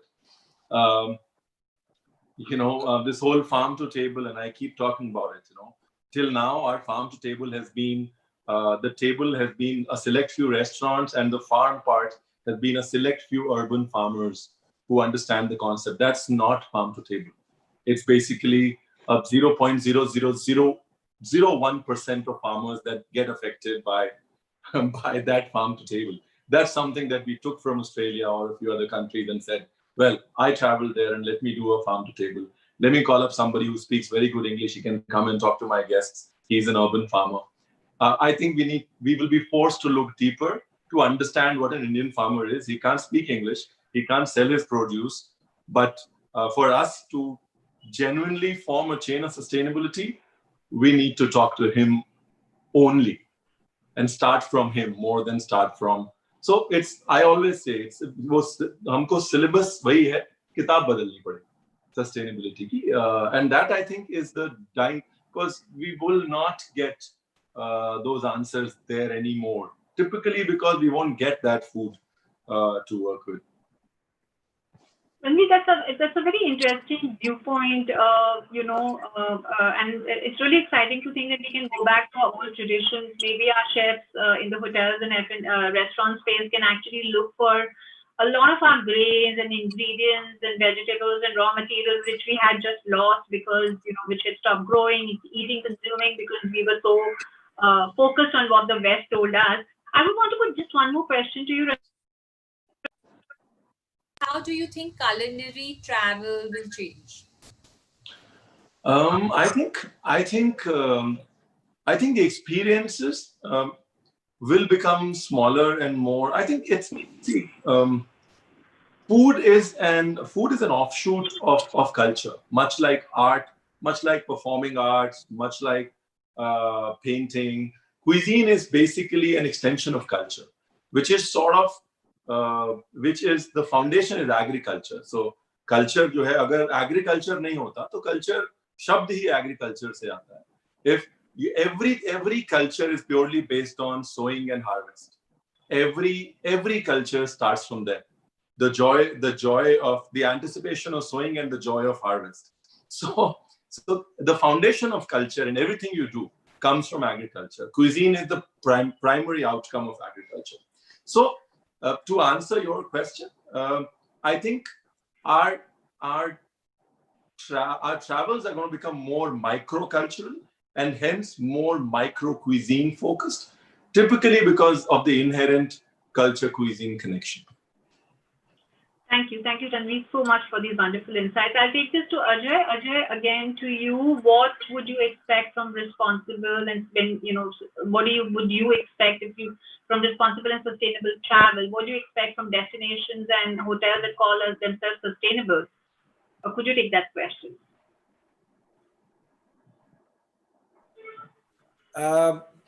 Not sure, because I don't think till today I've traveled around the world, but I don't think I've ever made a choice going to a destination or being at a destination just because it was a sustainable place. Maybe I'm not a responsible citizen in the world, but none of us are. Like Ranveer just explained, I think there are terms that are used, but actually they may not be as sustainable. I think people had lives which were more rooted to local areas, and they were more sustainable 30, 40, 50 years ago, even when they didn't use the word sustainable. Because, as he mentioned, agriculture, in the last 50 days I've spent on a farm and trying to figure out what's happening with the farming. I think, maybe a little off the topic, but reason why probably we are not, even in small places or small little village where I was, people are not self-sustainable. The reason why is because people don't farm different things anymore. The entire village at the moment is only farming peanuts, because that's what gets them the most money. So the farmers there, including myself, are farming things that they're not consuming. They're farming things to be sold out there in the world. And so as soon as you transport that, it doesn't stay sustainable. So, the terms may be sustainable, but I don't think, unless, like Ranveer said, from the farm to the table, even at the farm, I wasn't getting things that I was eating were not from the farm, whereas we have enough space, we have enough, not just from my farm, even the entire village. So, I think the way of life has changed over the few years, and people like us who live in the city and who actually are farming and are on the ground have a big difference in the way we even look at things. And, the same terms are looked differently there and differently here. The reasons for trying to achieve a goal, which is, and I'm blessed. I think we're in a blessed time, whereas our children, my kids are probably more conscious about sustainability and being green in life and doing the right things rather than me. But there is a disparity between how we look at a certain term and the actual user or actual producer looks at it differently. So, and I've never been to one of those sustainable places, so I would probably be the last person to actually make a comment saying, what am I expecting from a sustainable place? I'll tell you one thing. I like to go to places, like even in this travel where I've been, I like to go to places because if I'm going to go there, I want that cuisine. I don't want to go to, Italy and ask for bajra ka rotla and lasan ki chutney. I want to go to, Lamba to have bajra ka rotli and lasan ki chutney, and go to Italy and have risotto. So for people who want to travel, I think they need to be clear what they are actually going for, rather than looking at that term and saying, oh, I am a responsible citizen and I'm going to a sustainable place. There ain't no sustainable place when it comes to the service and the quality that you and I are expecting or are provided. Because all the alcohol that's being used today to sanitize the place is going to be out there somewhere in that field or in that hotel. When it's washed out, it's going to stay within us. So I think rather than going towards sustainability, in fact, this COVID has sent us away and got more alcohol into our system. Not maybe this way, but in other forms. That's a very interesting insight, Ajay, because I remember I was just chatting with a restaurateur, I won't name him, a couple of days ago. And he told me, what are we talking about sustainability? We are drinking single malt that comes from Scotland, and we are flying it down, and we are spending, the amount of carbon in the air that we're using to fly it down. We don't get the only place in India. We are all one country, but in India, we don't get any alcohol supposedly in Gujarat. So if you're talking about one country, let's get some alcohol into Gujarat as well. Gujarat is the only. That will help the travel and tourism industry in Gujarat for sure. I can assure you. So this is like an advice to the Gujarat travel and tourism industry, or maybe they're more sustainable. I take this question to Deepak. Deepak, responsible travel. What are your expectations from a destination or a hotel? Yeah, so it's been fascinating listening to both Ajay and Ranveer. For me, I mean, I try and sort of peel the layers back of the onion to try and see if I can arrive at the root of what this is. And I think in my mind, it's somewhat clear that as we've grown to become more affluent or as more comfortable as a society, it's been at the bane of the so-called sustainability that we see it, because we've not bothered about it so much as long as it is sort of served its purpose to us.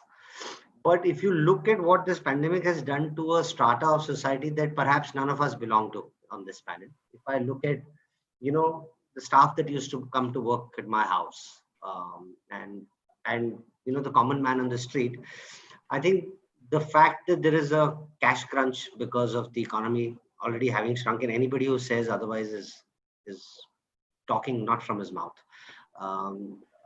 Clearly, if I can see a certain level of, for me, sustainability means trying to juice something till it has been able to give you all that it possesses, right? For me, that is my definition of sustainability. And I see that increasingly you see that a lot of people are trying to make their buck stretch, make their dollar stretch a bit. Sustainability का दूसरा पहलू अगर आप देखेंगे तो it comes from need. We don't do anything without a need having been there, and it's an adversity that when you start to look at invention and reinvention. You will never look at reinvention or invention when the going is good, which is why I started by saying that comfort and affluence has been the bane of sustainability, because when you can afford it, when you can get it, you don't think twice about the damage 3 levels prior to what that action will cause you. So I think today safety is a core concern for you, irrespective of your strata of society. So when certain points like say safety or hygiene, etc., start becoming universal, then you will look for invention and reinvention, etc., in those categories. And luckily, touch wood, for a lot of us, it's still not been a question of, due to this pandemic, about where the next meal is going to come from. But chances are, I was having this chat with Sri Narayan Murthy ji just 3-4 weeks ago, and he told me, Deepak, that if in case in the next 4 or 5 weeks we're not able to get over this pandemic and start opening up our cities, the lockdown is going to kill more people in India than the pandemic will. There is no doubt about it. May not be for people like us, but agar you cannot earn your livelihood from a legit source, doesn't mean you will try and go to bed hungry. So it's a ticking time bomb for us. So it is in those situations, sorry, I digress slightly, But it's in these situations that, that bring back values of trying to juice or extract the fullest value of something, and then try and ensure that it is a repetitive cycle. For me, that is sustainability. I think life has a very weird way of teaching us all lessons that we tend to forget when we, in our own heads, tick mark that we are doing really well.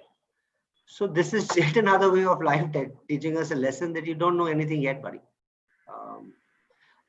To see, it's very tough for me to. I can look back and comment on these things, but if you ask me, so what will it happen in the next 6 months? I'm as clueless as all of you all, perhaps even more so. Thank you, Deepak. That's a very sobering thought.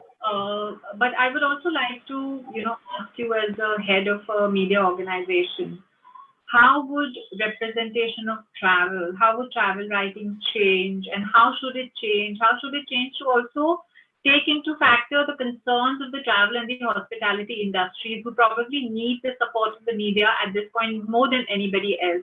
How should they approach travel, the communication they send out through media channels like yours? Thank you so much, Dipali, for asking me, because the first thing I'm going to do is plug Lonely Planet and say, please download the latest episode of Lonely Planet. Sorry, that was not my intention, but you're welcome.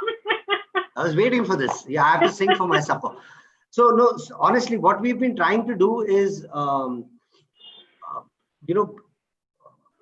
through Lonely Planet, what we've been trying to do is try and get people experience to so-called virtual travel. Now,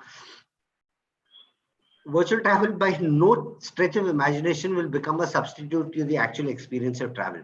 But it just tries to, and this again requires the entire travel ecosystem industry and led by the government, who actually, for certain places, like I was chatting with the collector of a fairly prominent tourist-focused destination in Rajasthan just 2 weeks ago, and he was telling me about hardly any effect from COVID, etc. But I mean, they've got 26 live cases in that city. I'm talking about Jaisalmer. But having said that, I mean, there is no travel because Jaisalmer is a tiny speck in the overall ecosystem of all the other places that we need to travel.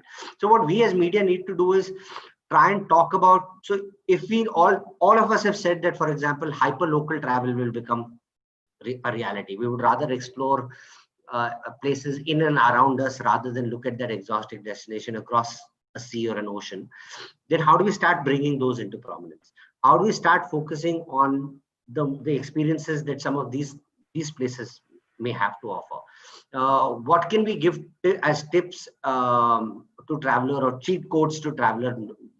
Whatever terminologies you use, ultimately, if we can offer them some guides to being better travelers, more sensible travelers, try and put in their head that, doing this may have, not only will it get you to enjoy, but will also lead to XYZ benefit for the local economy. If we can start doing a bit of these, and more importantly, start, again, like I said, at the top of all of these things sits our primal fear of safety.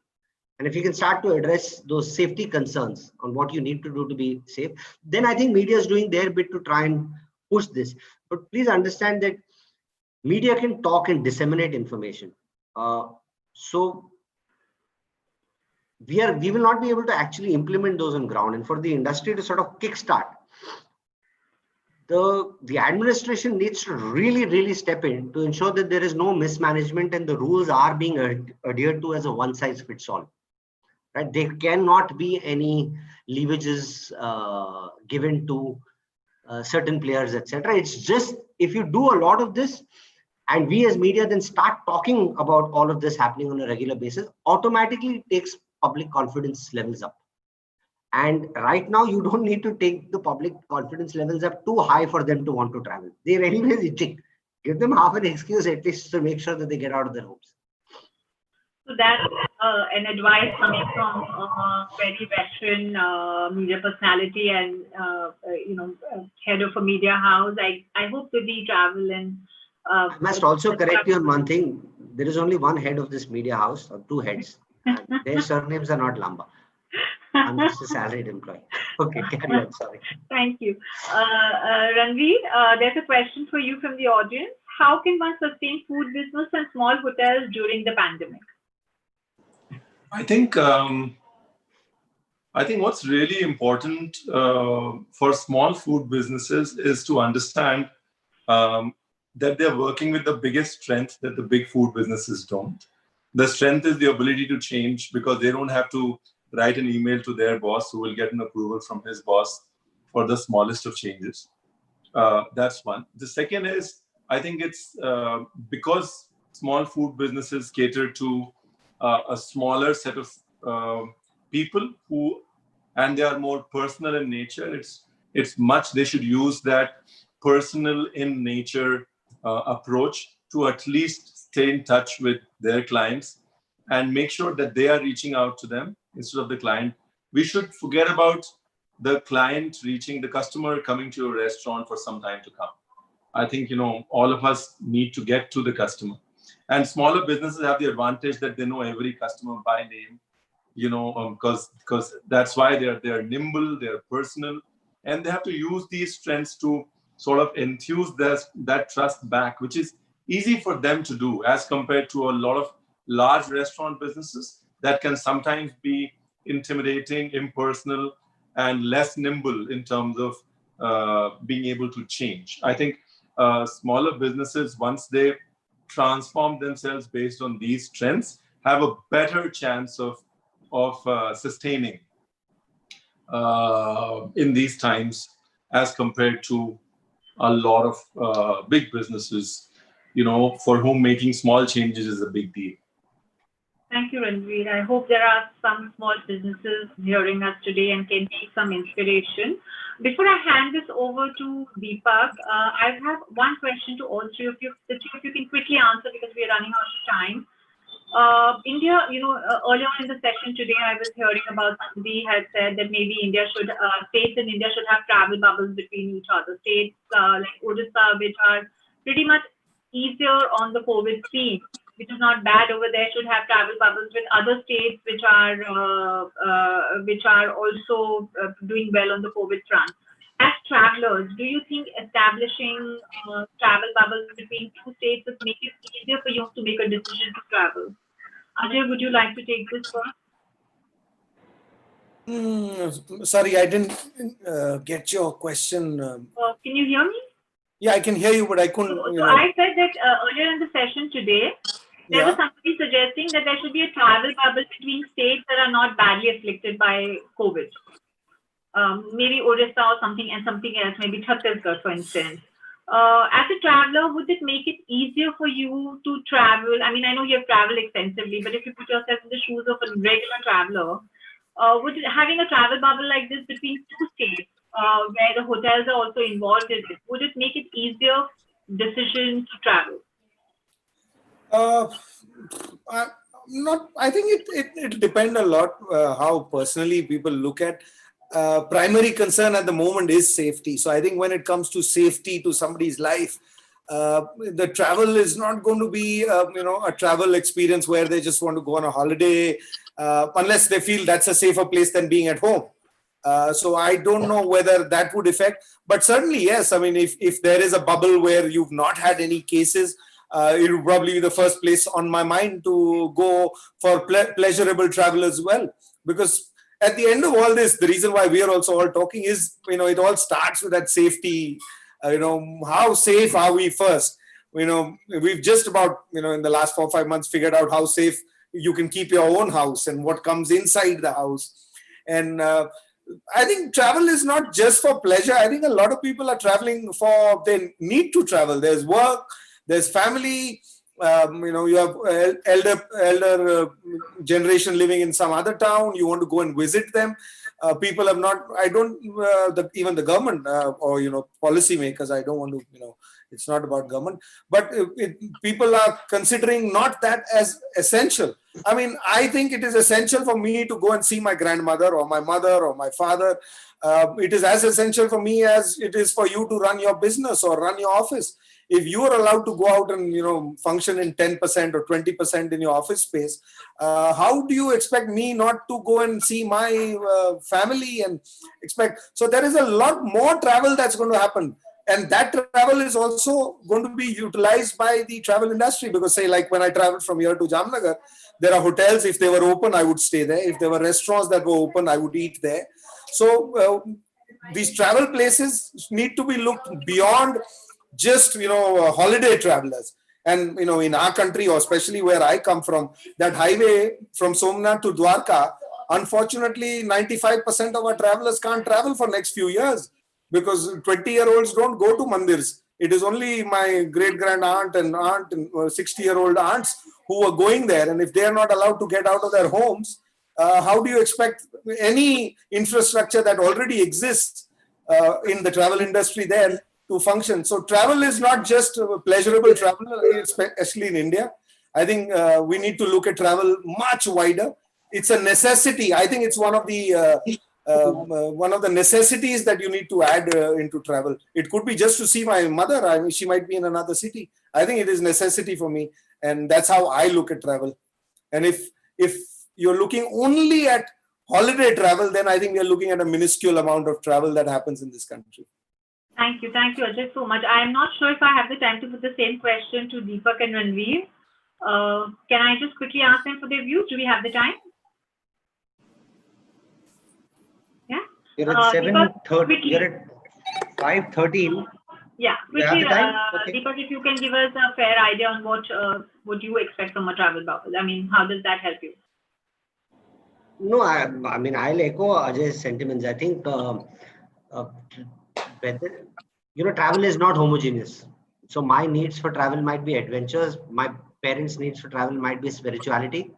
Ranveer's need for travel, I'm not saying that just because he's in the food business, but he could just be a foodie and he would want to do the food trade and so on and so forth, right? So travel is different things to different people. But all of this that I've just spoken about is just leisure travel. I need to travel to grow my business. Otherwise, I cannot take care of my employees, etc.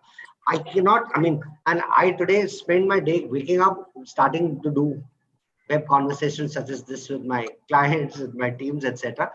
It is nowhere coming near the surface of what you could do if you were sitting in front of them, right? I'm not saying if all else remains the same, we'd still be at 90% of business, but I don't believe we are at our productive best. I mean, we are trying to make the most or the best of a bad situation. Obviously, that is what we'll all do. But whether it is for work, whether it is for leisure, you need to travel. You need to meet other people. Otherwise, you're not in a cocoon. You can't do everything on your own. So the sooner that I think the next steps, we have to start. When I was hearing Ajay talking about going to meet his mother, my parents stay in Pune. My dad's been a dialysis patient for very long, and it was eating away at me of not being able to even going in. Not that I'll help him in his dialysis, but just being there. And sir, e-pass lena padega ye wo. And then finally I said, yaar, main press wala hu, mere se kya e-pass? And then I got those things done. But to my utter shock, I was not checked even once, and I've gone there twice in the last 2 weeks, and there was not a single person checking me. And then obviously my fears of safety come right back in front. So it is high time that, and through people like FICCI and I know guys that you all also have your task cut out, because the government is grappling with 10 things or 10 industries that they need to kickstart. I don't know where travel and tourism sits in the hierarchy. Chances are it may not be at the very top of the list. But until you have a standard operating procedure which differentiates between various forms of travel, but does not shut the door, provided those procedures are being met with and complied with, in order to ease the reopening of physical contact with people, whether as individuals or as bodies, how will you even start thinking about rekindling the economy? So the first step is, and which is why I guess FICCI is today doing forums such as this, is to try and get the knowledge to present a white paper to the administration to say, here are the various facets of travel and tourism. Here are some of the recommended SOPs that we want to put in place for different types of travel. rather than doing a blanket shutdown, irrespective of what your need for travel is. I think we've got to start putting some. This will not happen overnight, but keep iterating. But at least make an attempt in that direction. Thank you so much, Deepak. You're absolutely right. I think the administration needs to get it right. Ranveer, I have exactly 1 minute left. I have to invite Dr. Suri to close this. We're running out of time. So just in 1 minute, would a travel bubble help you? I don't think, I think a blanket travel bubble is as dangerous as a blanket travel ban. I think, you know, and I'm just basically echoing what's been said before me. I don't think any blanket travel bubble can solve for anything like a blanket travel ban did not solve for much. I think we need to sort of go a little bit deeper and understand and define the word essential, at least for the next 3-4 months in times to come. Because this is what it is. And if this is what we have to live with, then the definitions need to be sharper. And, you know, we can't, I just feel that a blanket travel bubble will not work. Thank you so much, Ranveer. Dr. Suri, please take over from here. Thank you for all your wonderful insights. Yeah. Thank you very much, Dipali. Thank you. I mean, you guys have been absolutely wonderful, you know, and we've been here. We had a lovely inaugural this morning, and in the inaugural, we had our Mantri ji there. The reason for doing this conclave is pretty much as what all of you have just echoed. Should there be a blanket ban? Should there be a bubble? How do the states coordinate with each other? Because all the states have their own individual aspects and their own individual rules and regulations. So while we feel, you know, I mean, I personally gung-ho about the fact that it's the domestic travel we should actually kickstart, because, you know, the hospitality in the travel business, it has such deep ramifications, and the ripple effect goes down so deep, down to the little chai wala on the roadside as well, that we feel that the economy will get kickstarted. However, we are in a crucial time, and it's extremely difficult for one state and the other state to be able to understand and coexist. So hopefully what we are trying to do with this conclave, and I have to say that we've had fabulous response, and we've got a lot of people, more than 2,000 people who've actually logged in, is to get a sense of how do we react going forward. The virus is here to stay for a while, till we don't get a vaccine. How do we get people's confidence up to a level whereby people are able to travel, not just necessarily to meet their parents, but actually do leisure travel, to get away from the humdrum and to go perhaps to a destination where they can be out and about in the open air, the wellness destinations, which are something that people are looking forward to. Also areas where you can drive to, where you don't have to get into a train or into an aircraft. So drivecations, as we call them, are something that are there in the pipeline.